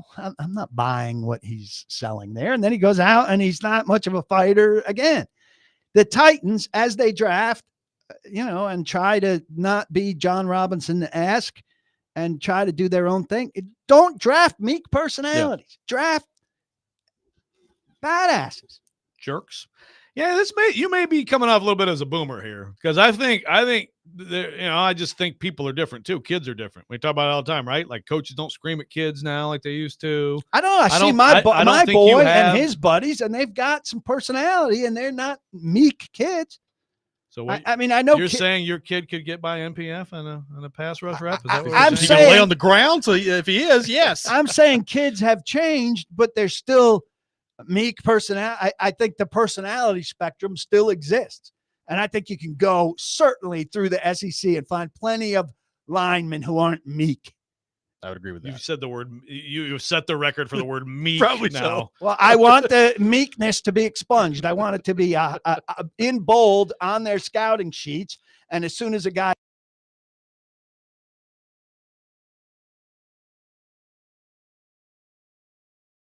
what is that? Is that rap they're talking about? But right, go listen, ahead. Vrabel told this story a lot. That he would meet with a guy at the combine and he'd say, what's your mindset? And the guy would say, I'm really aggressive. And Mike would say, well, that doesn't fit. If the guy He sounds sound like like that that. and he's telling me he's aggressive, I'm crossing him off. He's not aggressive. And we know that Vrabel could identify personality stuff like that. He picked NPF. I know. I don't understand it. I don't understand it. Ohio State. That's what it is right there. Exactly. Well, look, it's And also by the way, interesting, too. John had, I understand the Ohio State stuff, and I'm sure Vrabel was on board with NPF, but the guy who had final say there wasn't Mike. Yeah. So it's easy to look at the line and look at the 8 sacks and say, man, they were atrocious. And they were. Look, it's easy to look. Go look at 5 or 6 of those sacks, and they're in the backfield immediately, and the quarterback has no chance. I did see an interesting breakdown from Herndon, just in terms of how Levis kind of drifting in the pocket is not Into trouble. helping Yeah. the offensive line and is drifting He into drifts trouble. a couple times into trouble, away from good stuff. That, a quarterback starts to get nervous and have bad habits and all of that. He held the ball, he's held the ball, I think, 16th longest in the league, which is not helping. Here's another thing, though, that people are saying too much. They're saying, well, if you look at his numbers out of a clean pocket, he's very good. Okay. There are very few quarterbacks who get a clean pocket most of the time. Yeah. And I think your boy invokes Floyd Reese way too much. But Floyd Reese very smartly told me very early in my career, like, you can't look at a guy and say how good he is when things are nice. Things are not going to be nice most of the time. You have to consider things not being nice. Yeah. All the time. So I don't want to hear from people like, okay, if you excise the bad plays where it's messy for him, he's really good. Because there are very few plays. Sure, he shouldn't be getting decked in half a second by NPF's guy where he doesn't even have time to secure the ball, and I'm not blaming him much for that. But there are very few plays where the pocket's going to be all nice and neat, right? Yep. As an NFL quarterback, you're dealing with stuff around you all the time. And you're judged by how you deal with stuff. And quarterback sacks, not to the degree that the Titans are giving them up, but to a degree, our quarterback stat. Jared Goff would be getting sacked 17 times a game if Yes. you play for this team. The but best quarterbacks are sack evaders to some degree. If the line is reasonable, and this line is not reasonable, but he's not showing, now he's under too much assault. But on some plays, where he can do some things, not drift into pressure and that, he's not doing his part either. 615-737-1025, our phone number. More coming up with Paul Kuharsky from paulkuharsky.com. Best question from paulkuharsky.com will win a $50 gift card to A Moment's Peace Salon and Day Spa. We'll take those questions on the text line. Robby and Rexrode, 1025-1063, the game.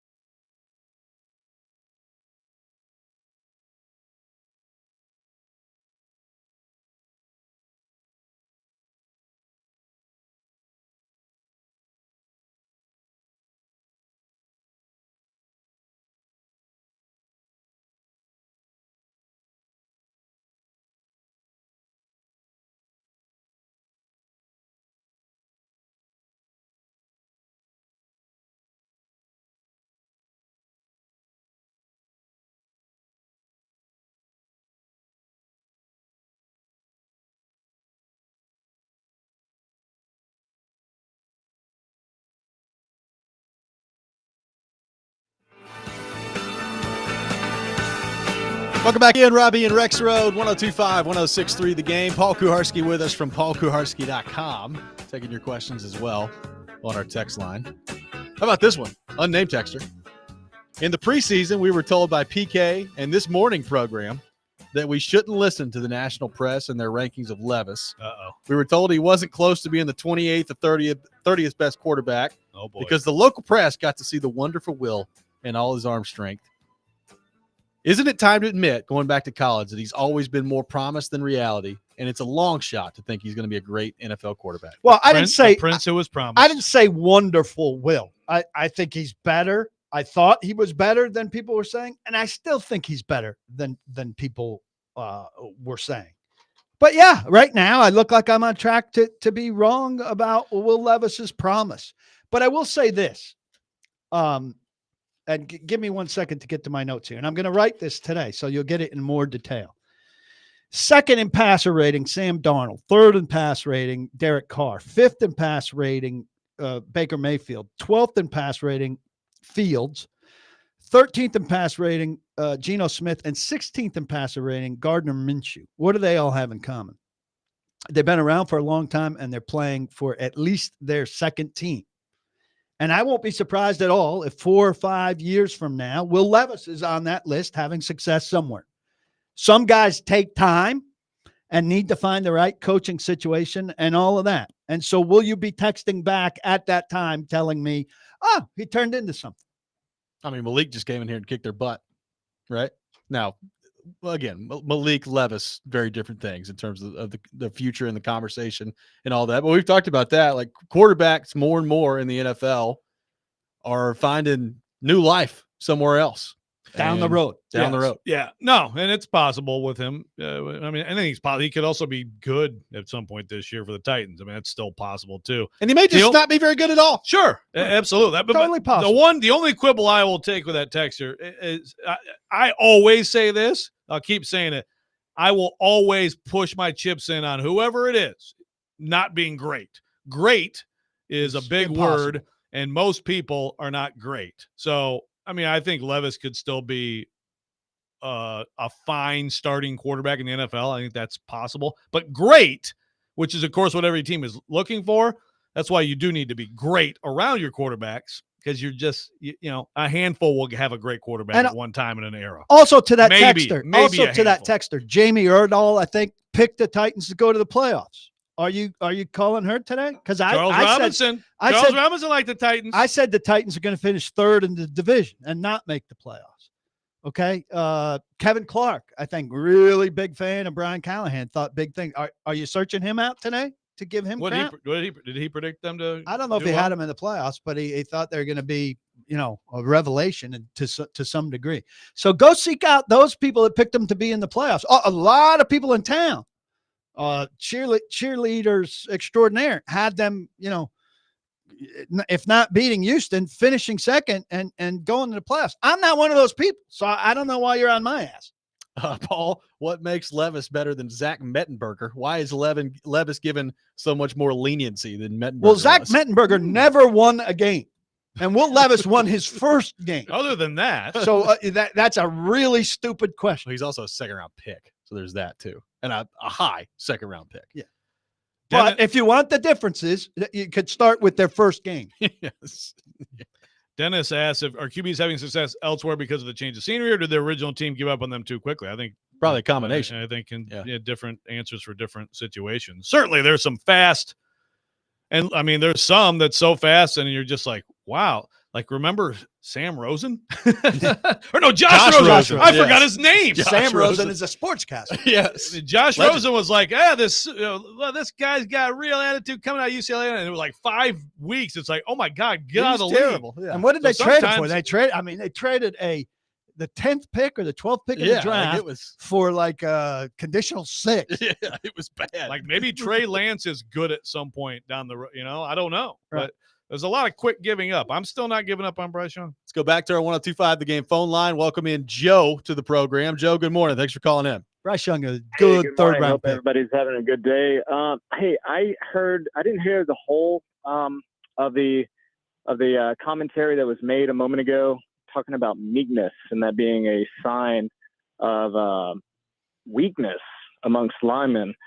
And just Football based on players. my experience, been in the military for quite some time, some of the most people with the most experience with violence, who know what violence is, are typically have the most gentle demeanor that you'll encounter. So I just really think that maybe you should reconsider, whenever you're interviewing linemen and they have a kind of a meek demeanor, thinking that discounts them, because in most cases, people have all show but no go when it comes to their vibrato. So I'll let you guys chew on that. Hope you have a good day. Thank you, Joe. I like your call. I Interesting. like your point. Interesting. I think if we're giving out the best question gift certificate, that guy should get it, unless it has to be a text. No. And I take under consideration what you're saying, but I think I've covered this team for a long time, and a particular receiver, I found meekness to be a weakness. Not enough alphas at that position, and I think betas on this team do not have a great history. And Nicholas Petit-Frere through this has come across as a beta. Somebody says maybe the solution for Skoronski is to put the appendix back in. We have the technology. We can rebuild him. It's from an unnamed Well, text. not his appendix, because it exploded, but We have an appendix. an appendix. Just the next cadaver. Cadaver. Sorry, got All right. lost there. Next Tomato, cadaver that tomato, comes in. cadaver. Yeah, You know, get whatever. it, get that in him. Yeah. Give him an appendix. That's interesting. I could joke with him about that. Peter, we found you an appendix. When can you be in the Bad operating news room? is you're going to miss 2 weeks. Good news is after that, you should be back to the Northwestern version of yourself. Who knew? Who knew how important an appendix was? We'll have for more with blocking. Paul Kowarski from paulkowarski.com coming up next. Also, we'll give you an extra spleen. Yes, this is Robby and Rexrode, 102.5, 106.3 The Game.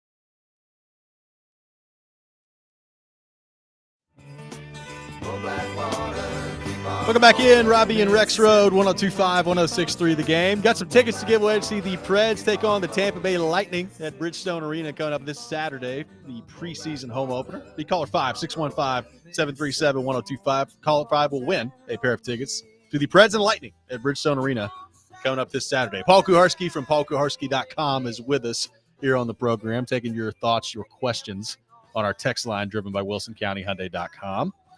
Got one text that says, I don't like Will Levis, but the expectations for these young quarterbacks is too high. Titans have a new team, essentially, seen lots of young quarterbacks look worse, and he's got a terrible offensive line. You fix the line, then you can start evaluating. See, that's where I think we swing the conversation too far the other way. I agree. Because, like you said, the conditions are never going to be perfect, and you can only evaluate what you have. Like, this is what you have. And the Titans' offensive line very well could be terrible all year long. Yeah, that's like, wait till next year when he has a line, then evaluate. Right. No, you don't hit pause on evaluation. Well, I said the other day, if it goes the way it's gone the first 3 games, even with the conditions and even with the offensive line, he can't be your quarterback next year, and he won't be. Like, if it goes the way, if there's not much improvement from what we've seen the first 3 weeks, he will not be the quarterback next year. I'm fully confident in saying that. I think that's absolutely fair and accurate, and also this is where – this is the year to evaluate Will Levis, and then this is what you've given him. So you've clouded your own evaluation. Bad on you, Titans. Right, sure. You know, Titans at large. Exactly. Bad on you. But I don't. And again, I bad on you. But the roster was so bad, it was impossible to fix everything, and they overshot their estimates of what they had on. So they overshot their estimates of what they could do or what they had on the right side, unless these things get better. And you have to allow for the possibility of things to get better. Bill Callahan's coaching of what they have getting better, of their scheme to protect those guys getting better. I talked to somebody around the league who watched the game who said, I'm surprised that they're not chipping for NPF hardly at all. So they've talked about it, but they haven't, according to this guy, done it. So now they're not too tight as often. So that means a tight end isn't chipping, but a back or a wide receiver can also chip there. Chip doesn't have to be a massive deal. It has to be a slow the guy down for a beat move. Put Duncan in there and just chip with both of them and chip for each other. Yeah, play 2 right tackles. Well, Brunskill is the guy to come in and add that help, generally speaking. I'm going to put something to you guys real quick. Okay. Jared texted me, says, if we're raising our hands as to who was wrong about PT, why not give credit to the guy who never bought that bleep? Yeah, thought so. I read it, Jared. I read it. Well, here's why I don't give credit. Because you say everybody sucks. And you said Tavondre Sweat not being on the field for, I'm going to default to this all the time. Tavondre Sweat not being on the field for a certain OTA was the death of Tavondre Sweat. So if you don't overreact to every single thing, then your one criticism of NPF would have effect. But because everybody sucks, and because things like Tavondre Sweat not being on the field for an OTA is a world ender, I'm not going to give you a lot of credit for being right on NPF, because it's like a wind up. It's like throwing darts. So you're right on this one. Great. The other 10 that you miss, we won't discuss. I like the broken clock better, but sure, that'll work too. 2 questions for PK from an unnamed texter. 1, Paul, did you ever find out if Will Levis is still journaling? And number 2, have you received the transcript from the Callahan/Amy call meeting from Monday afternoon? Journaling, I haven't talked to him since you asked me to ask that. I don't think. I may raise it today, but it might not fit. I'm writing it down. Callahan, we haven't talked to, of course, since Monday. So I'll probably ask it today, but I don't imagine there's much of an answer there. Though Callahan gives a good answer on virtually everything. So we'll see. He does. So Jared's show will be programmed by my questions today, and he'll have a great segment on what Callahan said about Amy.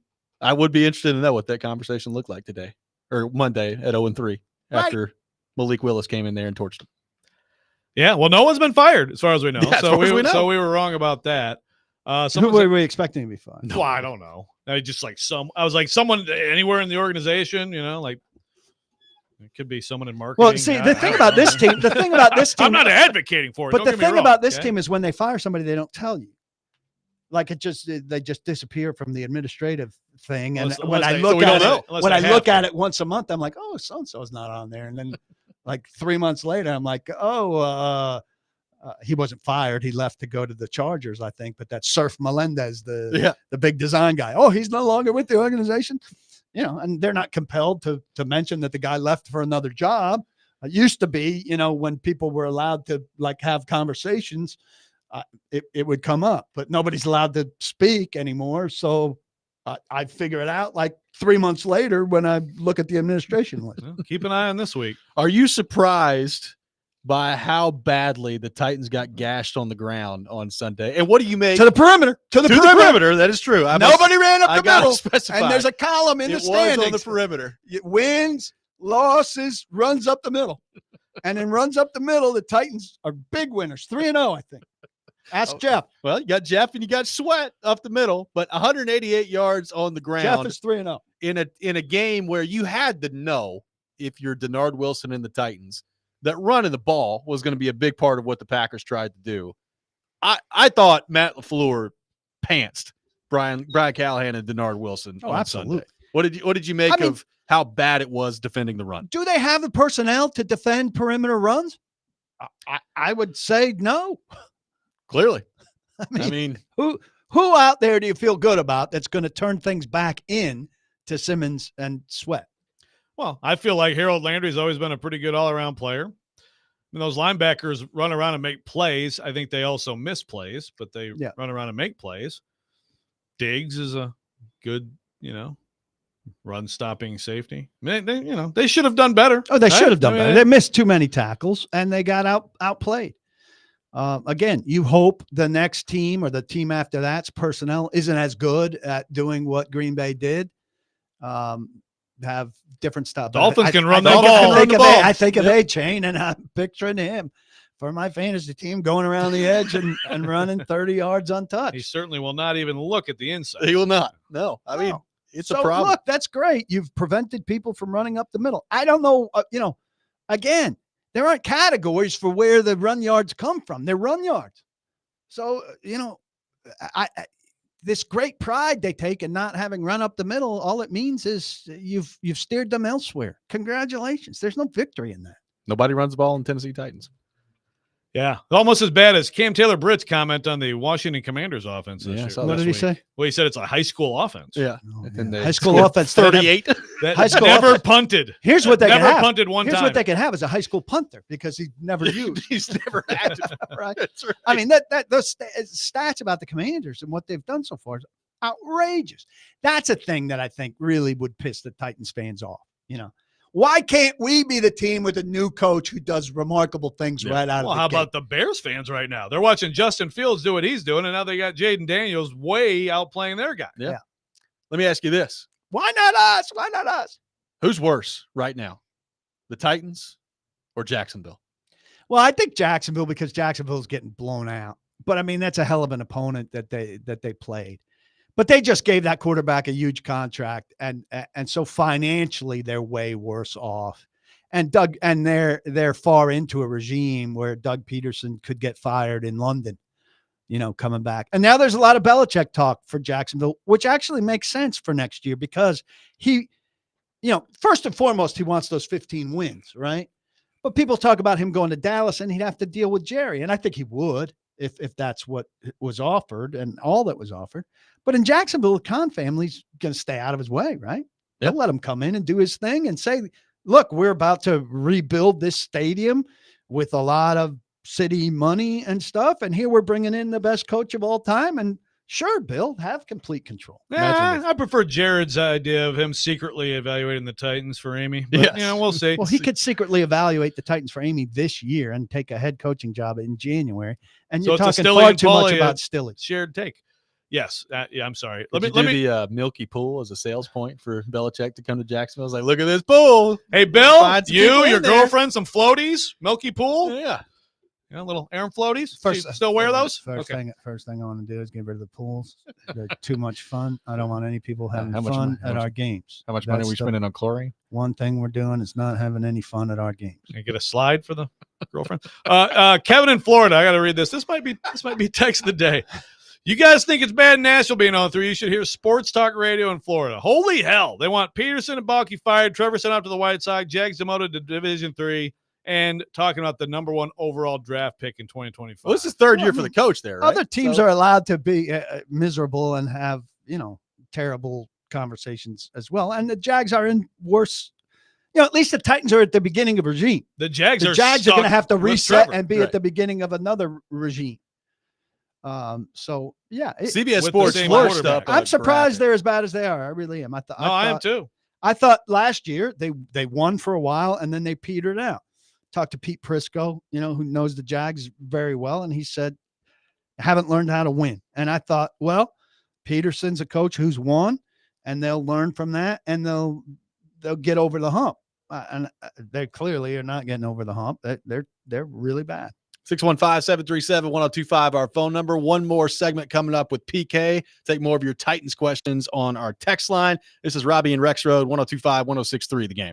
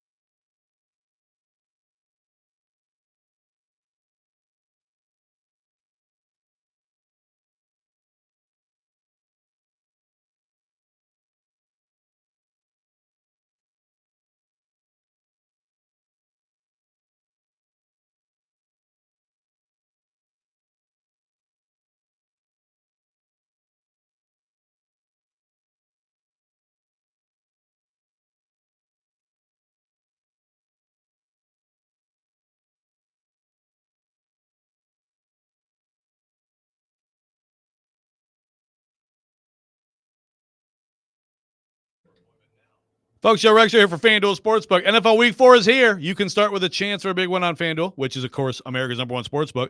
If you're new to FanDuel, you can get started with $200 in bonus bets guaranteed when you place your first $5 bet. How about a big NFC East showdown? Cowboys-Giants. Oh, my goodness.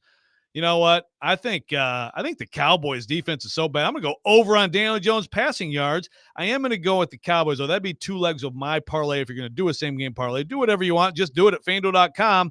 Visit FanDuel.com/Joe102 and make every moment more this season. FanDuel, of course, is an official sportsbook partner of the NFL. You must be 21 or older, present in Tennessee. First online real money wager, only $5 first deposit required. Bonus issued is now withdrawable. Bonus bets that expire 7 days after receipt. Restrictions apply. See terms at sportsbook.fanduel.com. Gambling problem? Call the Tennessee Red Line 800-889-9789.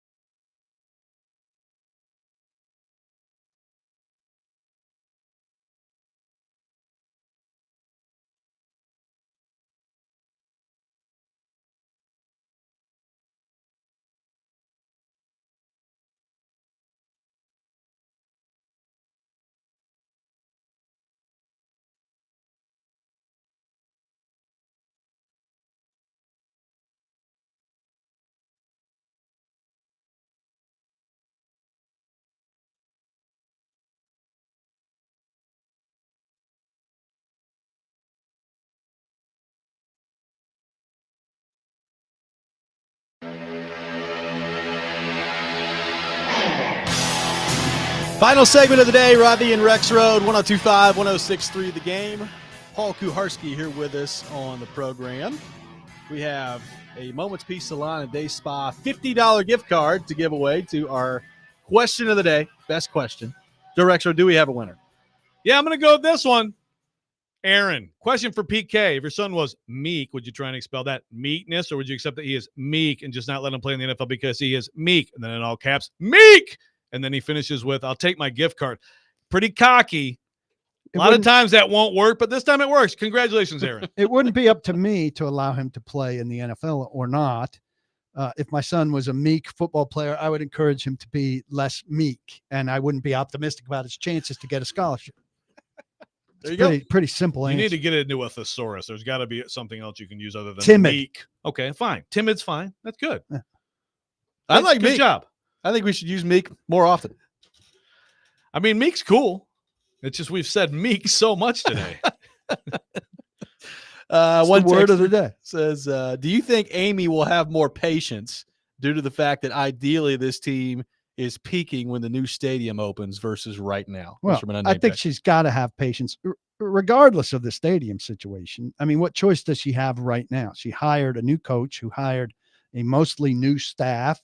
She came up with this collaborative structure. It's her baby. I mean, if she was somehow drastically impatient right now, she's indicting herself.